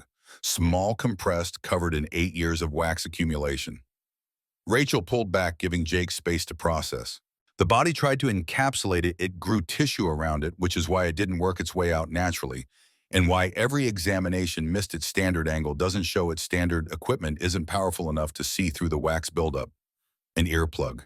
8 years of his daughter's suffering, 8 years of pain and silence, and medical debt, all because of a piece of foam small enough to fit in a child's ear canal. The absurdity of it hit Jake like incoming fire, random and devastating and completely preventable if anyone had just looked correctly. Can you remove it? The question came out steady despite the earthquake happening in his chest. Rachel's expression shifted into something between determination and fear. Yes, but there are risks. If it's adhered to, the eardrum removal could cause damage. If it breaks apart, pieces could lodge deeper. If infection has developed around it, we might need antibiotics afterward. And Mr. Thompson. She made sure he was listening, made sure he understood. I'm not a doctor. I don't have surgical privileges. If something goes wrong, we'll need to transport to a hospital immediately, and you'll need to explain why you let a waitress perform medical procedures on your minor child. The risks lined up like enemy positions on a tactical map. Jake assessed them with the cold logic of mission planning. Worst-case scenario meant emergency transport and potential legal consequences. Best case meant his daughter's pain ended and maybe possibly her hearing returned. 8 years of worst-case scenarios. Time to risk the best case. Do it. His words carried the finality of command decision, no room for doubt or revision. Lily, baby. He signed as he spoke, making sure she understood, despite the mask of determination replacing Rachel's earlier nervousness. Rachel's going to try to take the thing out. It's going to be uncomfortable. But she'll be very careful, and I'll be right here the whole time. If you need to stop, you tell me, and we stop. Understand? Lily's hands formed the sign for ready, with the resolution of someone who'd been preparing for this battle their entire life without knowing what they were fighting. Rachel moved with the focused efficiency of someone running on training and instinct. She selected precision tweezers from her kit, sterilized them twice, positioned her phone's LED flashlight for optimal illumination. Tank handed her a sterile saline emergency clotting agent within reach, full field medic mode activated. The extraction took forever and no time at all. Rachel narrated each step, voice steady despite hands that trembled, fractionally. Inserting tweezers now, moving past first curve, second curve, contact with object, getting purchase on edge, beginning extraction. Lily whimpered one small sound of discomfort that made Jake's entire body tense for intervention.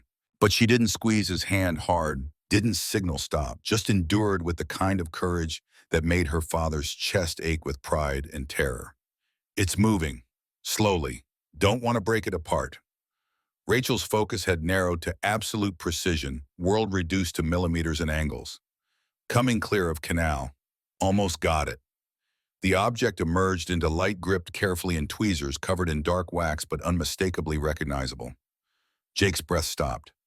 Because Rachel was right, it was an earplug, standard military-issue foam earplug, the kind they had handed out by the thousands during the deployment, the kind Jake had gone through dozens of over 3 tours, the kind he'd lost one of in 2016.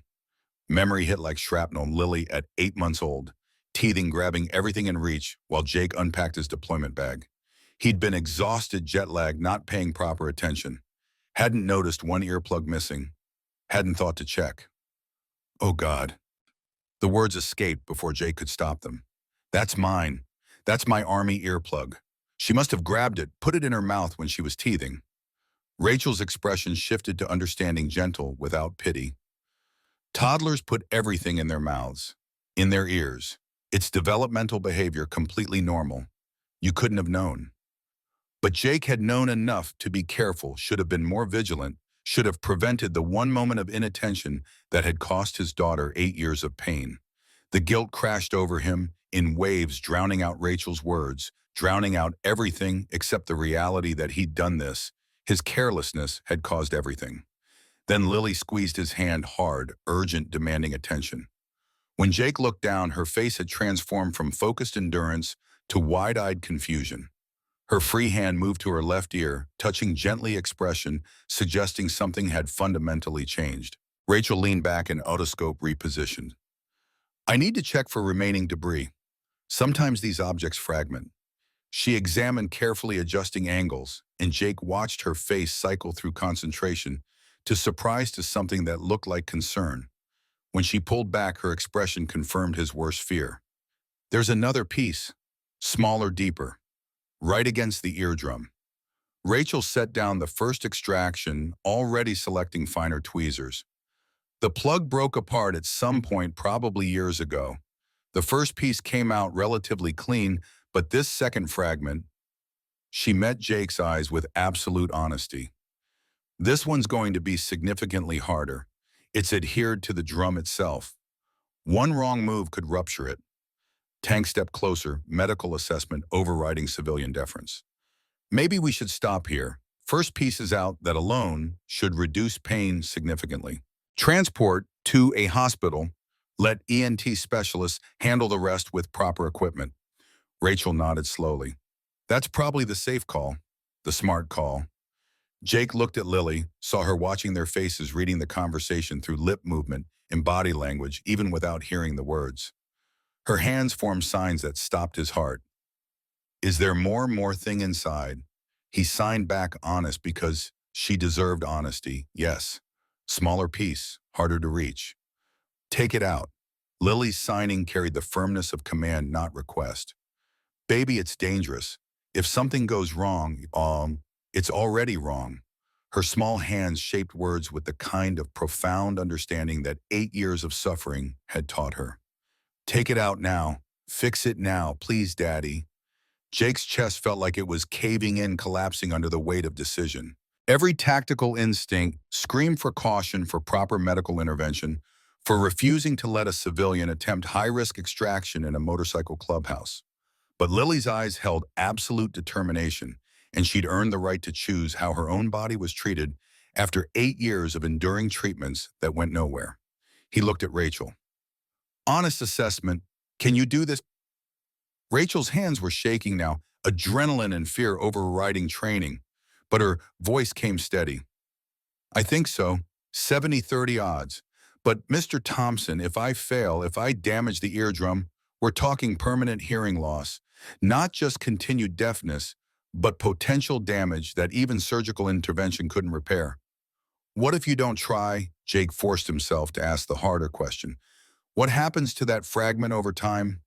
Continued pain, possible infection, potential for the body to encapsulate it permanently, making future removal impossible.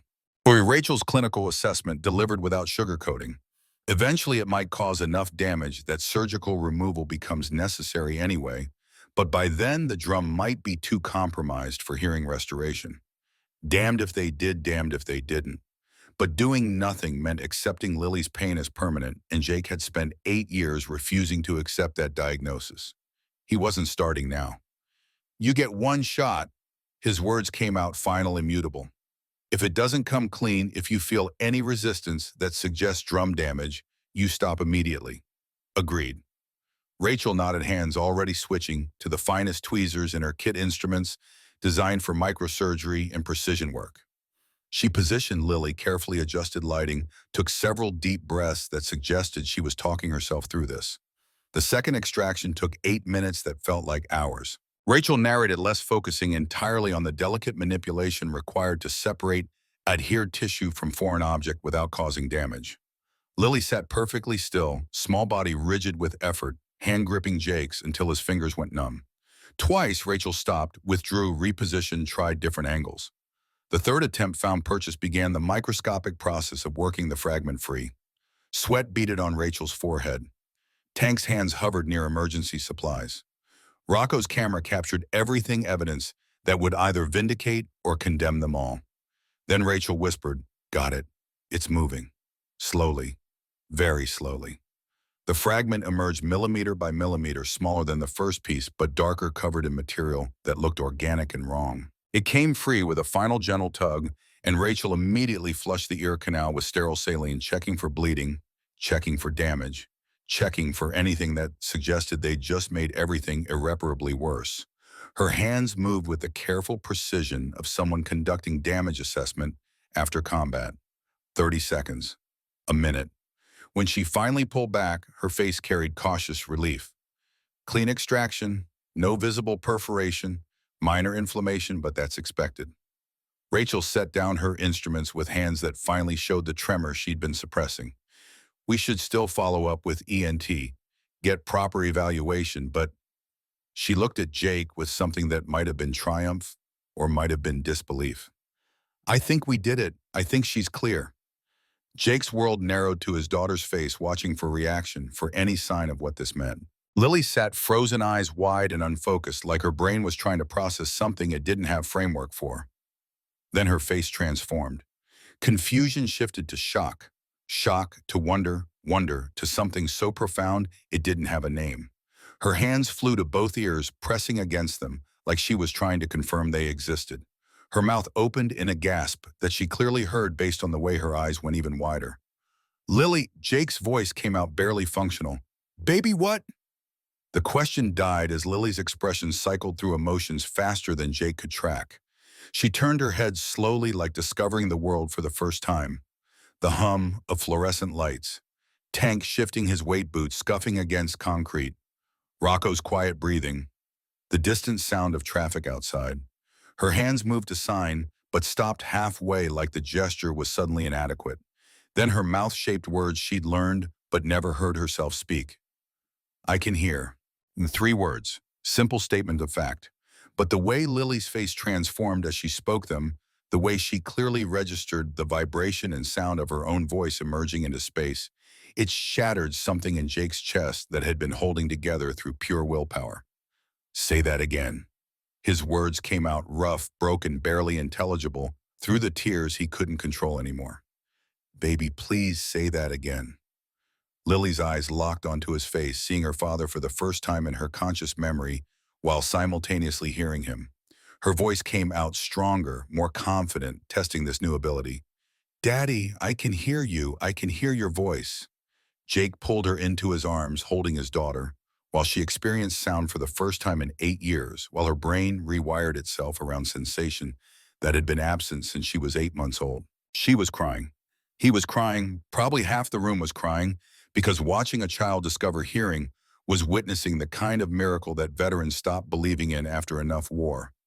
What does it sound like? Lily's voice carried wonder and confusion. Your voice, Daddy. What does it sound like? Jake couldn't answer, couldn't form words past the emotion lodged in his throat. But Rocco stepped forward, his rough voice gentled by the moment. It sounds like love, sweetheart. That's what fathers sound like.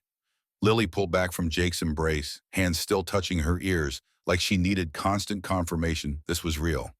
She turned slowly, testing different sounds. The fluorescent lights, her own breathing, the creak of the exam chair. Each new sound triggered visible reaction, brain cataloging and processing information it had never received before. Then she looked at Rachel, focus sharpening with purpose. She crossed the space between them with the unsteady walk of someone navigating a world that had fundamentally changed, and wrapped her small arms around the waitress, who'd given her back something she'd never known she'd lost.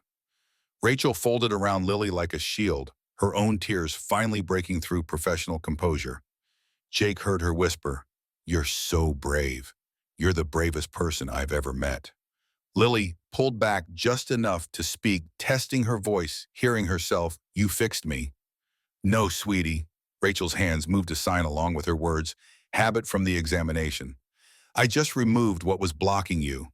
You were never broken, just blocked."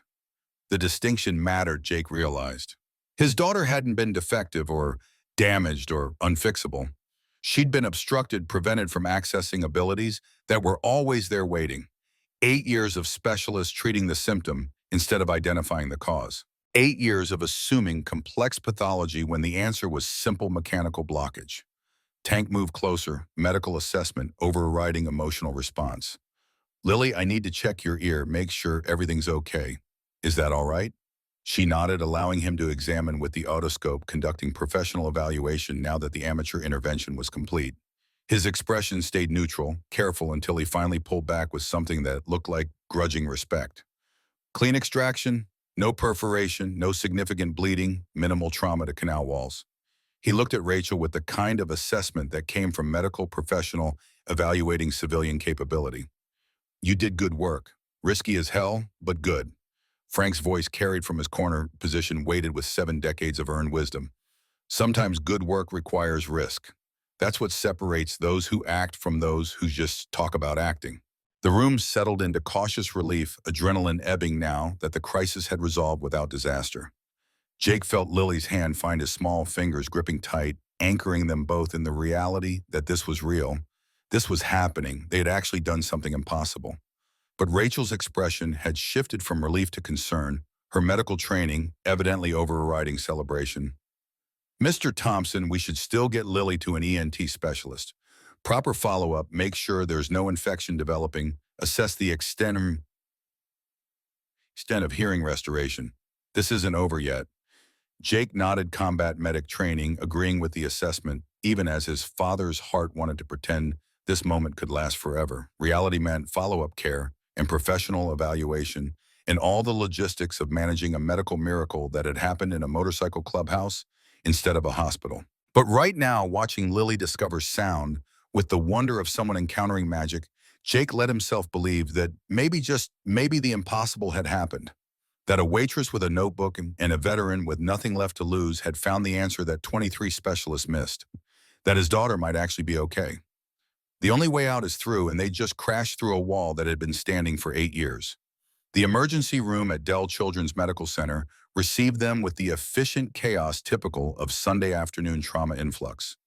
Jake carried paperwork that documented 8 years of failed diagnoses, while Lily gripped his hand and experienced hospital sounds for the first time: the beeping monitors, the overhead pages, the controlled urgency of medical personnel moving between crises. Her eyes tracked everything with the fascination of someone discovering that the world contained layers of information she'd never accessed before. Patricia Chen, the ENT specialist on duty, arrived within 20 minutes of their admission. Mid-40s, efficient movements that spoke to decades of pediatric emergencies, she examined Lily with the focused attention Jake recognized from his own combat medic training. The otoscope went in at multiple angles while Dr. Chen's expression cycled through clinical assessment to visible surprise. Mr. Thompson, who performed this extraction, her tone carried professional curiosity rather than accusation, but Jake felt the question land with the weight of potential legal consequences. He kept his answer factual, Ranger direct. Someone with medical training who saw what 23 specialists missed. Dr. Chen pulled back from her examination, studying Jake with the kind of attention that missed nothing. This was high risk. Whoever did it understood anatomy well enough to avoid perforation, but we're talking millimeters from permanent damage. You understand how close this came to disaster. I understand my daughter lived in pain for 8 years because trained professionals kept telling me nothing could be done. Jake's voice stayed level through force of will. I understand a civilian with a notebook saw a pattern that expensive equipment and prestigious degrees missed. And I understand that right now my daughter can hear for the first time in her conscious memory. So yeah, I know it was risky. Worth it. Silence hung between them, weighted with professional judgment and parental desperation. Then Dr. Chen's expression shifted fractionally, something that might have been respect, breaking through clinical reserve. The extraction was clean, remarkably so given what I assume were improvised conditions. Minor inflammation, no significant trauma, eardrum intact. She turned to Lily, speaking slowly so the child could read her lips while adjusting to processed sound. Lily, I'm going to run some hearing tests. Find out exactly what your ears can do now. Is that okay? Lily nodded, small face serious with the weight of understanding that this moment determined everything. The audiometry booth looked intimidating, soundproof walls, complex equipment, the clinical atmosphere of judgment and measurement. But she entered without hesitation, sat in the chair, with the posture of someone who'd learned to endure medical procedures through sheer determination. The testing took 90 minutes. Jake watched through the observation window while Dr. Chen ran Lily through increasingly complex audio assessments, tracking response patterns and frequency ranges. Each time Lily pressed the button indicating she'd heard a tone, Jake felt something in his chest tighten and release simultaneously, hope and terror braided together into something that defied simple categorization. When Dr. Chen finally emerged from the booth, her face carried an expression Jake couldn't immediately decode. Professional neutrality warring with something that looked like carefully controlled amazement. Mr. Thompson, your daughter has perfect hearing in her left ear. Pure tone average of 15 decibels across all frequencies, which is actually better than typical for her age group. She pulled up charts on her tablet showing waveforms and data points that meant nothing to Jake but apparently meant everything to medical assessment. Whatever was blocking her ear canal provided complete mechanical obstruction. Remove the obstruction, restore the function. It's that simple and that miraculous. Jake's knees went weak. He'd spent 8 years preparing for worst-case scenarios, building emotional armor against disappointment, accepting that hope was a luxury he couldn't afford. Having that armor, suddenly proven unnecessary, left him unsteady, adrift in territory he didn't have maps for. And the right ear, he forced himself to ask the complete question, needing full intelligence, even when partial victory felt overwhelming. Also normal, it was never affected by the obstruction, which suggests the hearing loss diagnosis was based entirely on Lily not responding to sound because she couldn't hear it through the blocked ear and had learned to tune out the hearing ear to avoid the painful confusion of partial input. Dr. Chen's fingers moved across her tablet, pulling up historical records. Every previous audiometry test was compromised by the obstruction, creating false negatives. They were testing for bilateral sensorineural loss when what she actually had was unilateral mechanical blockage that her brain had adapted to by essentially shutting down auditory processing completely. The explanation washed over Jake in waves of validation and rage. 8 years. 8 years of specialists running tests that were fundamentally flawed because they'd accepted the initial diagnosis without questioning the methodology. 8 years of his daughter suffering because no one had thought to verify that the equipment was measuring what they thought it was measuring. But rage could wait. Right now, Lily was emerging from the testing booth with Dr. Chen's assistant, her face carrying the cautious hope of someone who'd survived the examination without new trauma. Jake knelt to her level hands, ready to sign, but Lily spoke first, testing her voice, hearing it properly for the first time. "Did I do okay?" Her words came out careful, shaped by years of speech therapy, but now informed by actual auditory feedback. "You did perfect, baby." Jake's voice caught halfway through emotion, overwhelming tactical control. "Dr. Chen says your hearing is perfect. Both ears. Everything works." Lily's expression transformed, slowly processing information that contradicted 8 years of lived reality. Her hands moved to her ears again, that repeated gesture of confirmation, making sure this wasn't dream or delusion. "I'm not deaf anymore." "You were never deaf, sweetie." Dr. Chen knelt beside them, her professional demeanor softening into something more human. "You had something blocking your ear that prevented sound from getting through. Now it's gone, and your ears work exactly like they're supposed to." The distinction mattered, Jake realized. His daughter hadn't been broken or defective. She'd been obstructed. Remove the obstruction, restore the function. Simple mechanics disguised as complex pathology because no one had looked from the right angle. Dr. Chen stood, returning to clinical mode. "I'm prescribing antibiotic drops as a precaution against infection. Follow up in 1 week for reevaluation." And Mr. Thompson, her eyes found his with the weight of professional obligation. "I need the name of whoever performed this extraction. Not for legal action, but because they demonstrated observational skills and technical precision that frankly surpass standard practice. We need to understand how a civilian caught what specialists missed." Jake considered the request, weighed consequences and obligations. "Her name is Rachel Hayes, former nursing student, works as a waitress, spent 4 months documenting my daughter's pain patterns before she identified the obstruction. I'd like to speak with her." Dr. Chen pulled out a business card, handed it to Jake with the formality of professional networking. Not as investigation, but as consultation. What she saw, how she saw it, that's knowledge that could change diagnostic protocols for pediatric cases. The card went into Jake's pocket, another piece of evidence in a growing file that suggested Rachel Hayes had done something more significant than saving one child. She'd identified a gap in medical practice, demonstrated that observation trumped equipment when equipment was pointed in the wrong direction. By Monday morning, Rocco's video had gone viral in the way that only genuine human interest stories could achieve. The Steel Ravens MC Facebook page exploded with shares and comments, the footage of Lily hearing her father's voice for the first time, cutting through algorithmic noise to hit something raw and universal. Local news picked it up first. Austin waitress performs medical miracle, then regional, then national networks calling for interviews and background. Jake's phone rang constantly, media requests and well-wishers and veterans from other clubs reaching out with variations on the same message.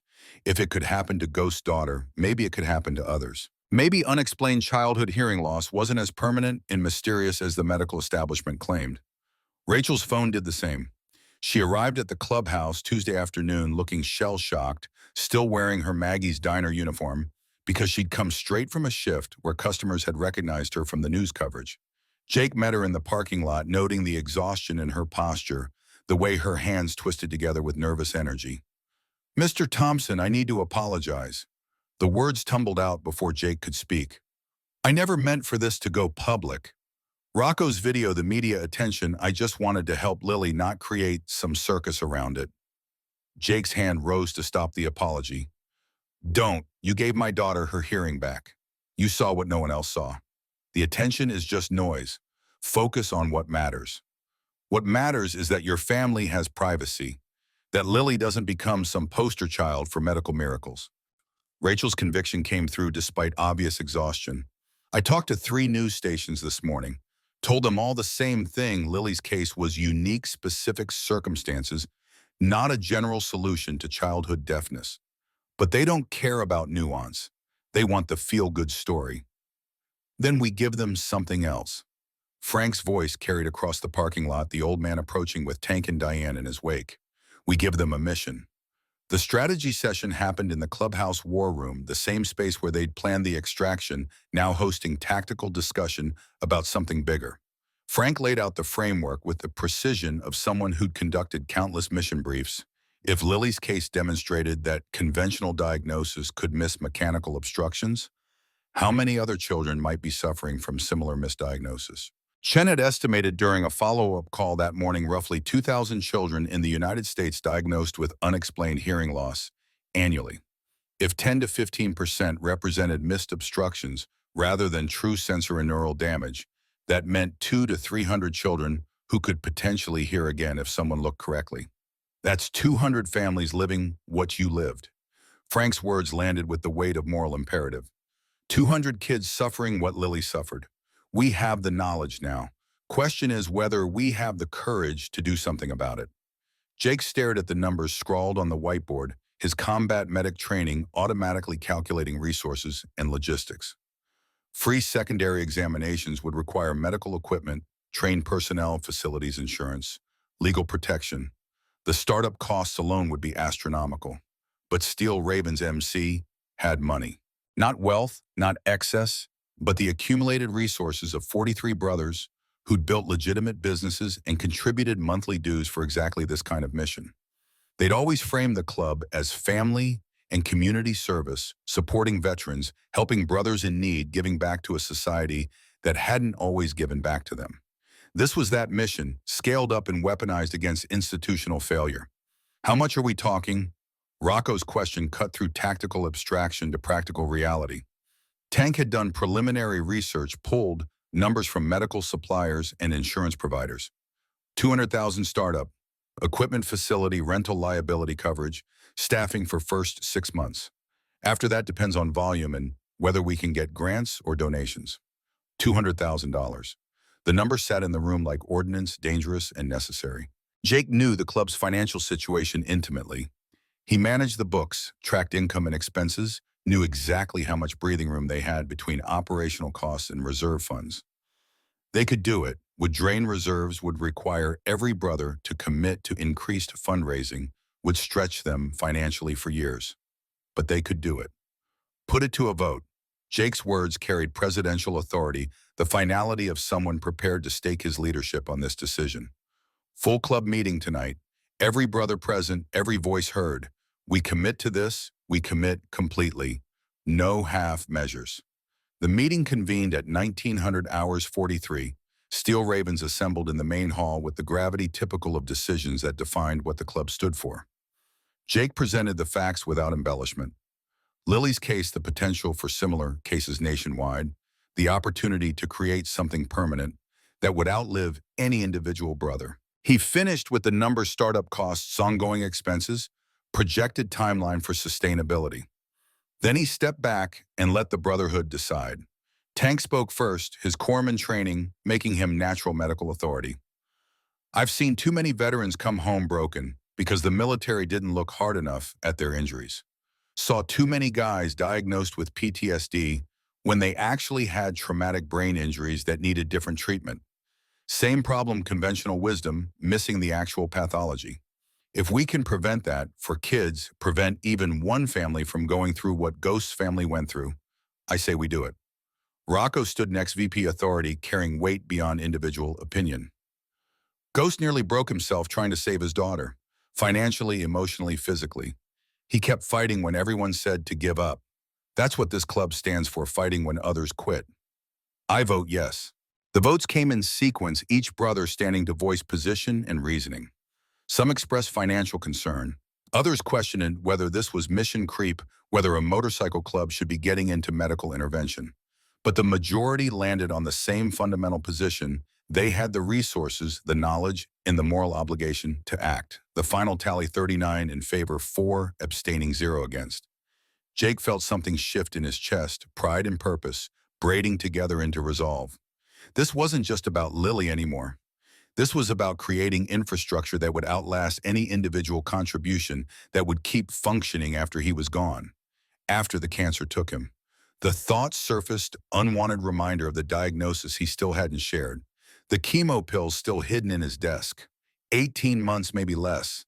Time enough to build the foundation, establish the program, make sure it could survive without him. Time enough to leave something permanent behind. They named it Second Listen Foundation, registered as 501c3 nonprofit. Within 3 weeks, partnered with Dr. Chen, who agreed to serve as medical director in exchange for research opportunities. The mission statement was simple: provide free secondary examinations for children diagnosed with unexplained hearing loss, train medical professionals in angle-dependent examination techniques, fund research into diagnostic methodology that might prevent future missed cases. The first clinic opened in a converted office space near the clubhouse, donated by a landlord who'd lost his own daughter to medical negligence and understood the mission viscerally.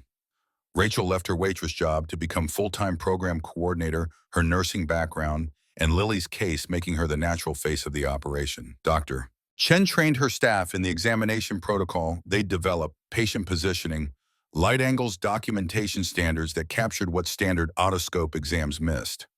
Jake threw himself into the logistics with the focused intensity of someone running out of time. Fundraising rides, grant applications, partnership negotiations with other MC clubs across Texas who wanted to support the mission. The work consumed 16-hour days, left him exhausted in ways that had nothing to do with cancer and everything to do with purpose. Lily became the foundation's unofficial mascot, though Jake strictly limited her media exposure.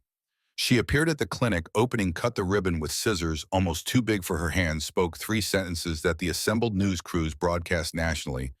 I lived in silence for 8 years, now I hear everything. I want other kids to hear too. The donations flooded in after that, small amounts from individual families.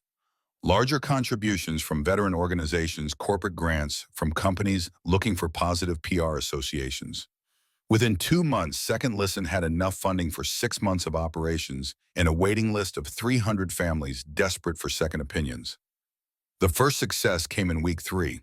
Tommy Chen, no relation to Dr. Patricia Chen, 7 years old, from Houston, diagnosed with bilateral sensorineural hearing loss at age 3.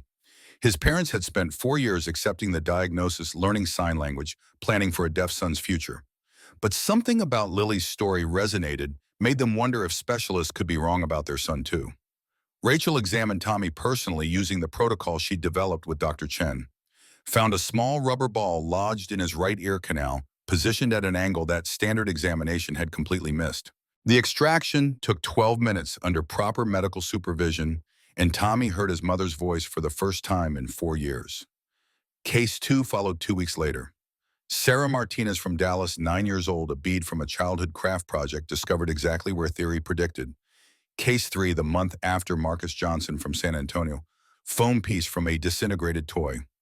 Each success validated the methodology, proved that Lily's case wasn't unique, but part of a larger pattern of diagnostic failure. Each family shared their story, created ripple effects that brought more families seeking evaluation, more proof that the medical establishment had been systematically missing a category of treatable hearing loss.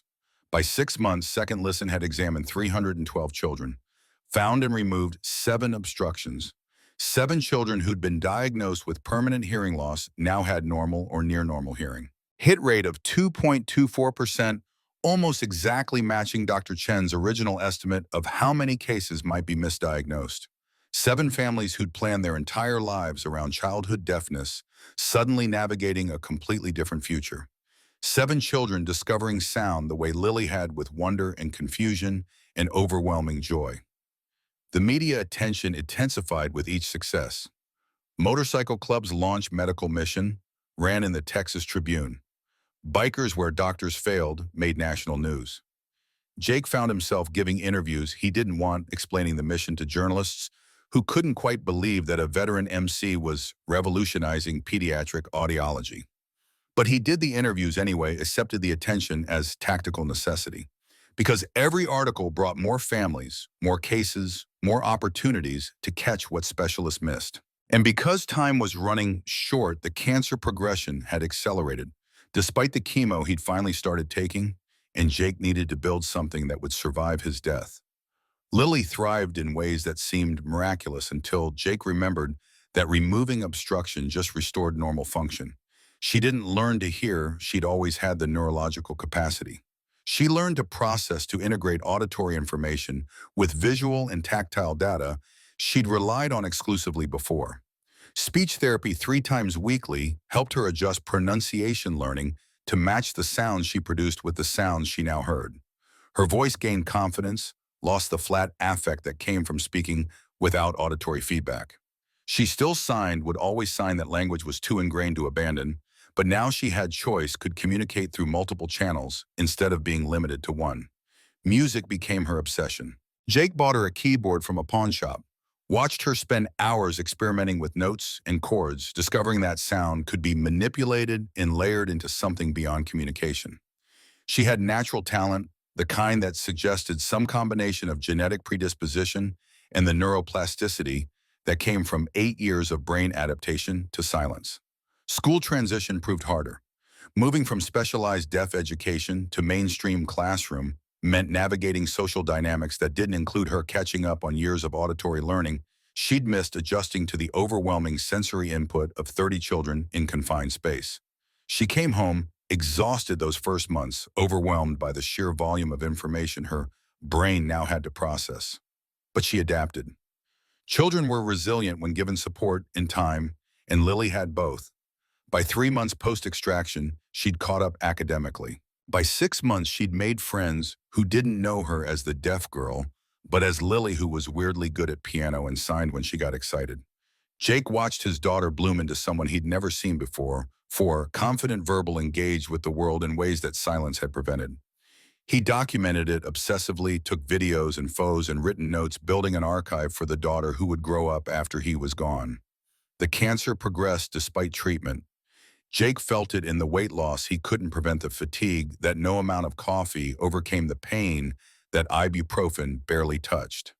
The oncologist adjusted his chemo protocol twice, chasing remission that remained stubbornly out of reach. 18 months became 12, became 6, the timeline compressing as tumors that should have responded to treatment continued growing. He told Rocco first, 6 months after Lily's extraction, when hiding the deterioration became impossible.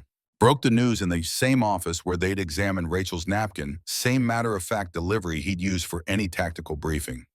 Rocco's face went white, then red, then settled into the kind of controlled fury that came from feeling helpless. "How long have you known?" "Since before Lily's surgery.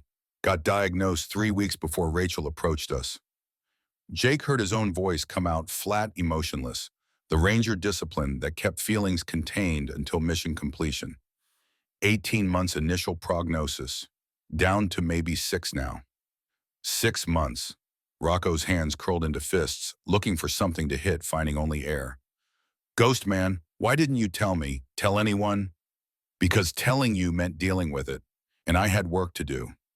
Jake gestured toward the window overlooking the Second Listen facility. Had to build something that would last. Had to make sure Lily would be okay when I'm gone.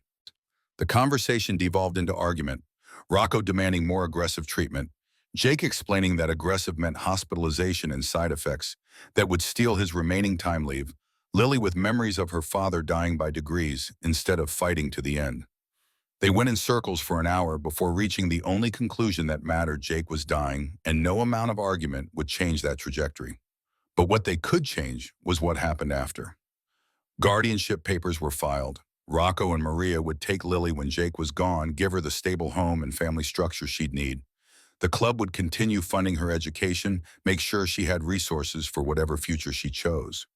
Second Listen would keep operating Jake's name on the charter, but the foundation built to survive any individual loss. Legacy. That's what the last months became, building something that would outlast his limited time. Jake threw himself into expansion planning, secured partnerships with MC clubs in 6 additional states, trained new coordinators in the Rachel Hayes method of angle-dependent examination.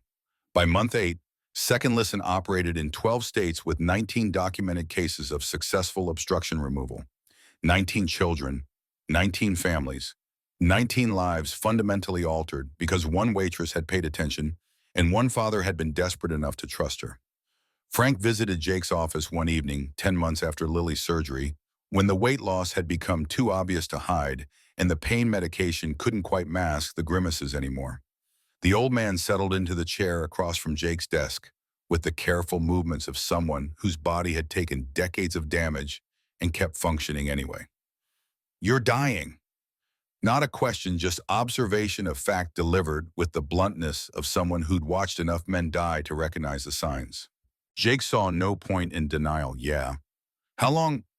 Couple months maybe. Oncologists stopped giving timelines. Just focuses on pain management now." Frank nodded, slowly processing information with the tactical assessment that never really shut off. "Does Lily know?" "Not yet. Don't want her last memories of me to be watching me deteriorate." Jake's hands spread on the desk, surrendering to the reality he couldn't control. "Trying to stay functional long enough that when I tell her she sees her father, not a dying man." Stupid plan. Frank's assessment came without heat, just the observation of someone who'd earned the right to call out tactical errors. "Girl's not stupid. She knows something's wrong. Kids always know. You're just making her carry the knowledge alone instead of letting her help." The words landed harder than they should, found the guilt Jake had been carrying since he'd made the decision to hide his diagnosis. Frank was right. Lily had been watching him with increasing concern, had asked questions he'd deflected, had seen through the lies he thought were protecting her. "I don't know how to tell her." The admission felt like failure, like admitting he'd run out of tactical solutions. "How do you tell your 8-year-old daughter that you're dying, that she's about to lose the only parent who didn't abandon her?" Frank leaned forward, cane gripping between both hands, eyes carrying the accumulated wisdom of 7 decades lived hard. "You tell her the truth. You tell her that life isn't fair, that you'd fight this if you could, that you're sorry as hell, but some battles can't be won. And then you tell her what she needs to hear, that she's strong enough to survive this, that she has family who will watch over her, that you're proud of her not just for surviving, but for thriving." The words settled into Jake's chest, truth that didn't make anything easier, but made it clearer. He'd spent 10 months avoiding the conversation, protecting Lily from reality, but protection was just another word for leaving her unprepared. She deserved better, deserved honesty, preparation, the chance to say goodbye while there was still time. Jake told Lily on a Sunday morning, 2 weeks after the conversation with Frank, when the cancer pain had progressed to the point where hiding it meant lying constantly. They sat on the couch in their apartment, afternoon light streaming through windows. Lily could now hear traffic through, and Jake explained what cancer meant, what dying meant, what would happen when he was gone. She didn't cry at first, just sat very still, processing information with the same focused intensity she'd shown during the extraction. Her hands moved to sign questions, fell back to speech, alternated between both languages as her brain tried to handle emotional overload. "How long?" Her voice came out small, younger than 8, shaped by fear she was trying to control. "A few months, maybe less." Jake forced himself to maintain eye contact, give her the respect of honesty. "I'm on medication, that helps, but the cancer's stronger." I'm sorry, baby. I'm so sorry. Is it my fault? The question hit like shrapnel, unexpected and devastating. Because you spent money on doctors for me because we didn't have money for your medicine. Jake pulled her into his arms, holding her, while she finally started crying, while 8 years of watching her father sacrifice everything for her well-being crystallized into guilt that she'd somehow caused his death. He signed and spoke simultaneously, making sure she understood despite the tears. No, never. Nothing about this is your fault. Cancer just happens sometimes. Bad luck, bad genetics, nothing anyone could prevent. But the doctors wouldn't have made a difference. I got diagnosed early, started treatment. Some cancers are just meaner than others. Jake felt his own tears starting, let them come because this moment demanded honest emotion. Baby, you didn't cause this. You're the reason I've kept fighting. The reason I built Second Listen. The reason I've stayed as strong as I have. You're everything good in my life. They sat together for hours talking through logistics and emotions and cycles. Questions answered and then asked again as Lily's brain tried to process what daddy dying actually meant in practical terms. Jake explained about Rocco and Maria, about guardianship, about how she'd still have family even without him. Explained about the videos he'd recorded for her future messages for birthdays and graduations and moments he wouldn't be alive to witness. By evening, Lily had moved through shock into something that looked like acceptance. Not understanding she was too young to really understand mortality, but acceptance that this was happening, was real, couldn't be changed. She fell asleep against his chest while they watched a movie she mostly couldn't follow. Jake held her, feeling the weight of his daughter's body, the rhythm of her breathing, the physical reality of the child he'd fought for and would never see grow up. This was the price, not the cancer itself, but leaving her behind, not being there for high school, college, wedding, grandchildren. All the future moments he'd miss, all the ways he'd fail her by dying too soon. But he'd given her hearing, built a foundation that would help other children, created something permanent that would outlive his limited time. If this was all he managed, if these 10 months of knowing he was dying had produced Second Listen and Lily's restored hearing, then maybe that was enough. Maybe legacy didn't require a long life. Maybe it just required using whatever time you had to make things better than you found them. Jake's condition deteriorated rapidly over the next 2 months. The cancer that had been aggressive became vicious, spreading despite treatment, overwhelming his body's defenses. Hospice started at home. Jake's apartment converted into something between hospital room and final bunker, where brothers rotated watch, and Lily learned what dying actually looked like. She handled it with a composure that broke Jake's heart and made him impossibly proud.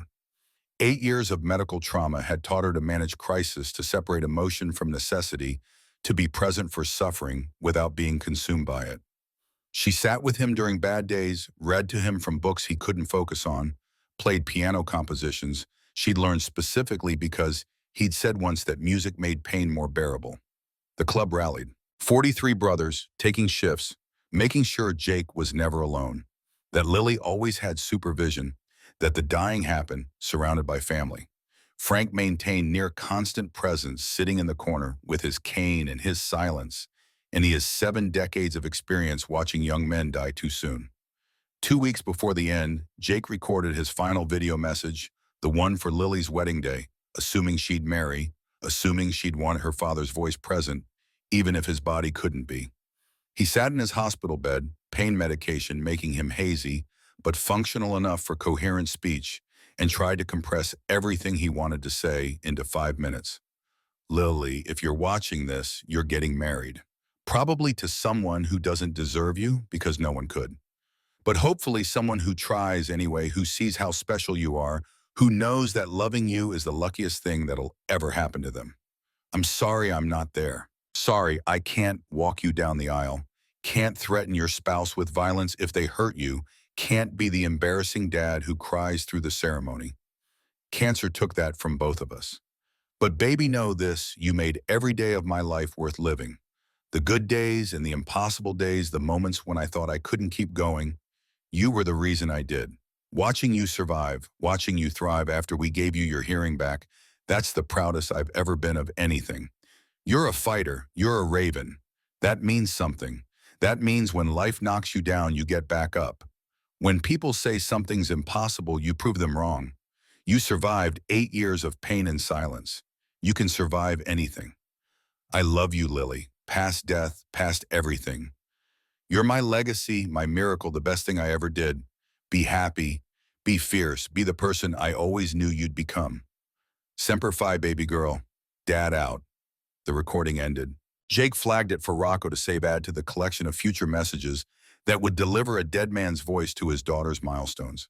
Then he let the exhaustion take him, let himself slide into the pain medication haze that was becoming more frequent, more necessary. 10 days later, Jake Thompson died at 03:42 hours us in his own bed, Lily asleep in the chair beside him, and Rocco holding vigil in the doorway. Cancer claimed him at 37 years old, 13 months after diagnosis, 10 months after his daughter regained her hearing.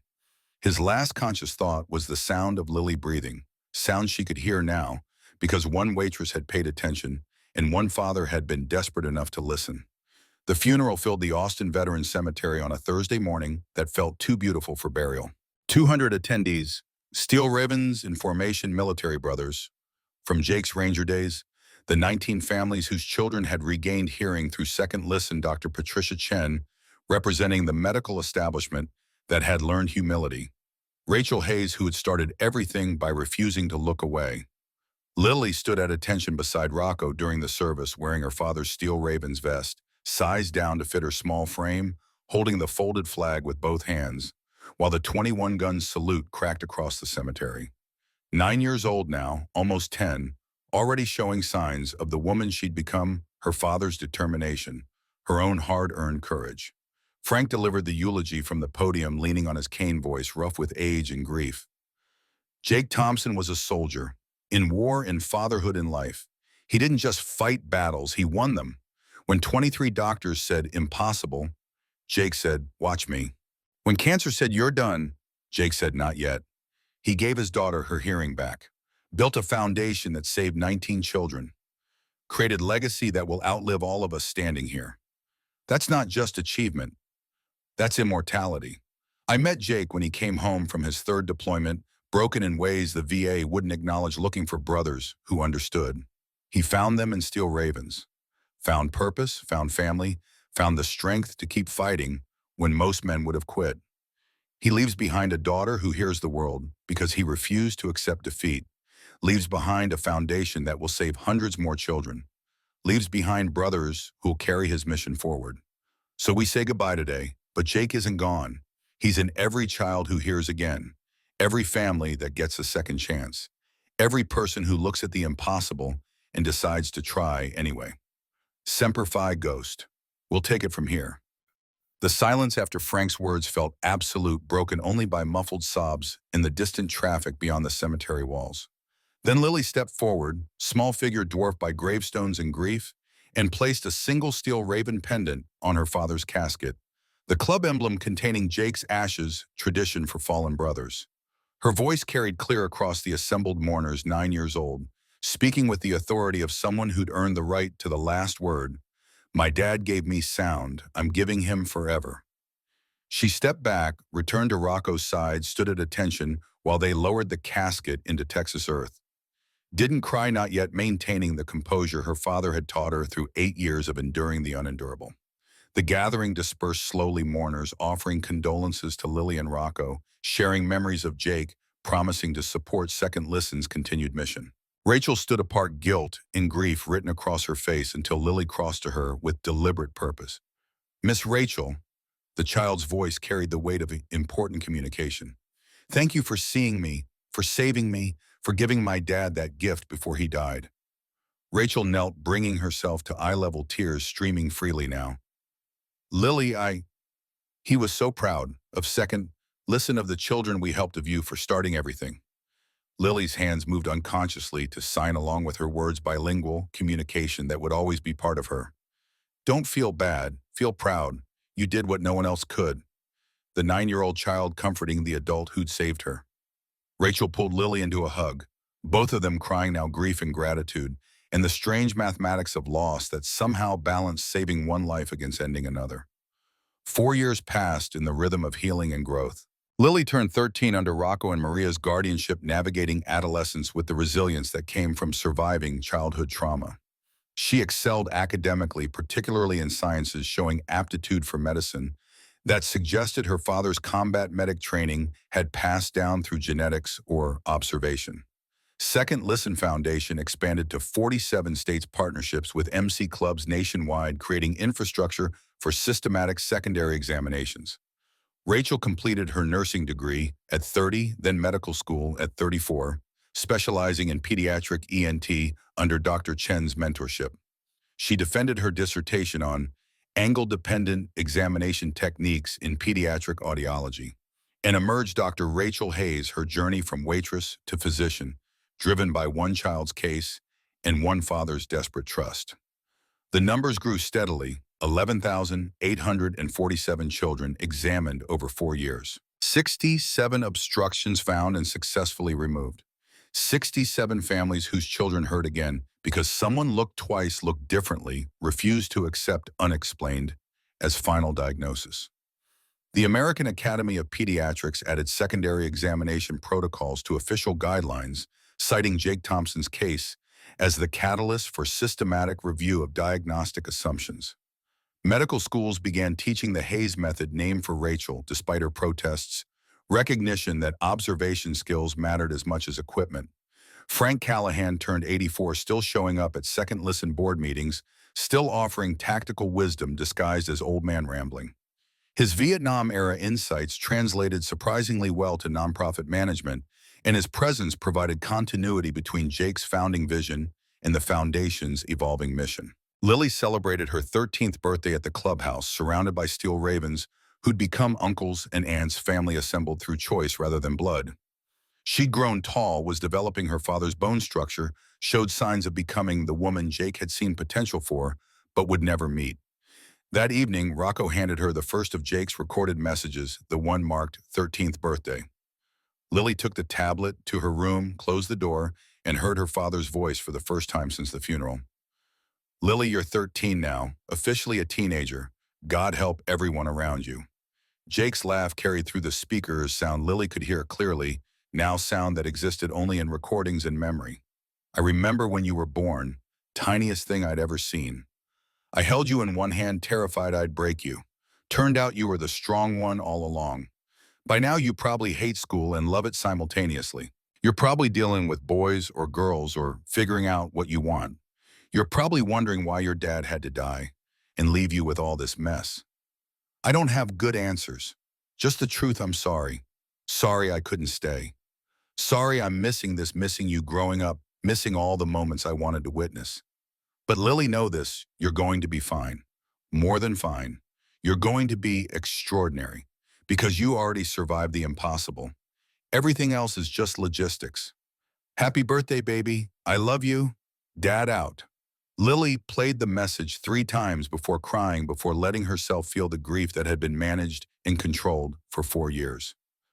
13 years old, becoming herself, carrying her father's legacy forward through existence alone. The Second and Listen annual gala happened in October, Lily's 16th birthday week at the Austin Convention Center. 500 attendees, medical professionals, MC club members, the now 67 families whose children had been saved, media covering the foundation that had revolutionized pediatric audiology.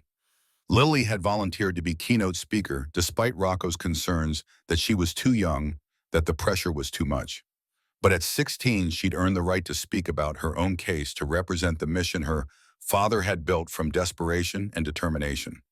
She stood at the podium in a dress Maria had helped her choose, looking older than 16, carrying herself with confidence that came from surviving challenges most people never faced. The room fell silent as she began. "My name is Lily Thompson. 8 years ago, I lived in silence. Today, I speak to you, not just with my voice, but with my father's voice. Jake Thompson was a soldier. He fought in wars overseas, but his greatest battle was at home. When 23 doctors said I'd never hear, my dad didn't accept it. He found a waitress named Rachel who saw what others missed. Together, they gave me this." She paused, listening to the room sounds, the ambient noise that had been absent for 8 years of her life. Sound. "But more than that, they gave me a mission. My father died when I was 10. cancer. But before he died, he made sure I'd never be alone. He built this foundation. He trained doctors. He inspired bikers across America to become medical heroes. Today, 67 children here because of him. Tomorrow, it'll be more. That's not just legacy. That's immortality. She paused, letting the words settle, then delivered the announcement she'd been working toward. Today, I'm announcing the Jake Thompson Scholarship full medical school tuition for students from military or working-class families who want to specialize in pediatric ENT. Because my father believed that heroes don't need fancy degrees. They need courage. They need observation. They need heart. And I'm the first recipient. In 2 years, I start pre-med at UT Austin. In 6 years, I'll be Dr. Lily Thompson, continuing the work my father started. The room erupted. 500 people standing applauding a 16-year-old who just committed her future to the mission born from her own suffering. The 67 saved children stood in unison, each holding a photo of their family's silent tribute to the foundation that had changed their lives. Then in synchronized movement, all 67 spoke, "Thank you, Ghost." The tribute shattered what remained of Lily's composure. She gripped the podium, crying openly now, letting 16 years of accumulated grief and gratitude wash over her, while hundreds of strangers witnessed her vulnerability. Rachel was first to the podium, Dr. Hayes now wrapping Lily in a hug that transcended professional boundaries. Frank followed, moving slowly on his 2 canes, but making it to the stage through sheer determination. Rocco came last, the man who'd become her father figure, who'd guided her through 6 years of adolescence without Jake. They stood together while the applause continued, 4 people connected by one child's case, one father's desperate trust, one foundation built from tragedy into triumph. The Saturday tradition continued. Lily at 16, Rachel at 34, Frank at 84. They gathered at Maggie's Diner most weekends, occupying the same corner booth where everything had started. Same pancakes, same coffee, same comfortable silence of people who'd survived crisis together. A young father entered with his daughter one morning, the child about 7, holding her left ear, face twisted in pain. Lily's radar activated instantly, trained observation from growing up inside Second Listen's mission, from understanding that patterns mattered. She stood, approached their table with the confidence of someone who'd earned the right to intervene. "Hi, I'm Lily. Does the pain always happen on the same side?" The father looked up, startled by the teenager's directness. "Yes, how did you? And does she tilt her head at a specific angle?" Lily's eyes tracked the child's posture, reading body language that told its own story. "Every time. The doctor said it's recurrent ear infection, but the antibiotics don't." The father stopped, registering something in Lily's expression. "You know what this is?" Lily pulled a Second Listen card from her wallet. She carried them everywhere, now prepared for exactly these moments. "Come to this clinic Monday morning. Ask for Dr. Hayes. Tell her Lily Thompson sent you. We'll figure out what's actually causing the pain." The father took the card with trembling hands, reading the mission statement printed below Rachel's contact information. When he looked up, his eyes carried the desperate hope of someone drowning and suddenly spotting land. "Thank you, God, thank you." "Don't thank me yet." Lily's smile carried the hard-earned wisdom of someone who'd learned that hope required action, not prayer. "Thank me after we fix her." She returned to the booth where Rachel and Frank were watching with identical expressions of pride. The cycle continued. Another family directed toward help. Another child potentially saved because someone paid attention. Frank raised his coffee cup in salute. "Your dad would be proud, Lily." "He is proud." Lily touched the steel raven pendant she always wore, the one containing Jake's ashes, the physical reminder that death didn't end presence. "I carry him everywhere. His mission, his determination, his refusal to accept that anything's impossible." Rachel reached across the table, squeezed Lily's hand. "You're just like him." "No." Lily's correction came gentle but firm. "I'm better. I'm him plus 16 years of living in the world he gave me." The distinction mattered. She wasn't replacing Jake Thompson. She was continuing him, extending his reach beyond the 37 years he'd lived, proving that legacy didn't require a long life, just a meaningful one. They finished breakfast while planning the week's schedule. Lily had SATs on Saturday, a Second Listen board meeting, Sunday school Monday through Friday, where she maintained a 4.0 GPA and led the pre-med club. Rachel had 3 surgeries scheduled, 2 new examiner training sessions, and a research paper deadline. Frank just had to keep breathing, keep offering wisdom, keep being the living connection to the Foundation's origins. Outside Steel Raven's motorcycles lined the parking lot, Rocco's bike tanks custom chopper, others belonging to brothers maintaining the tradition Jake had started. 43 men who'd promised to watch over Ghost's daughter, who'd turned that promise into infrastructure and mission and proof that brotherhood meant something beyond leather vests and weekend rides. Lily stood in the parking lot listening to the world Jake had given her. Traffic sounds, bird songs, distant music from a car radio, the rumble of motorcycle engines. All the ambient noise that had been silenced for 8 years that she'd never take for granted again. She pulled out her phone, opened the voice memo app, and recorded a message for her father's grave, something she did weekly.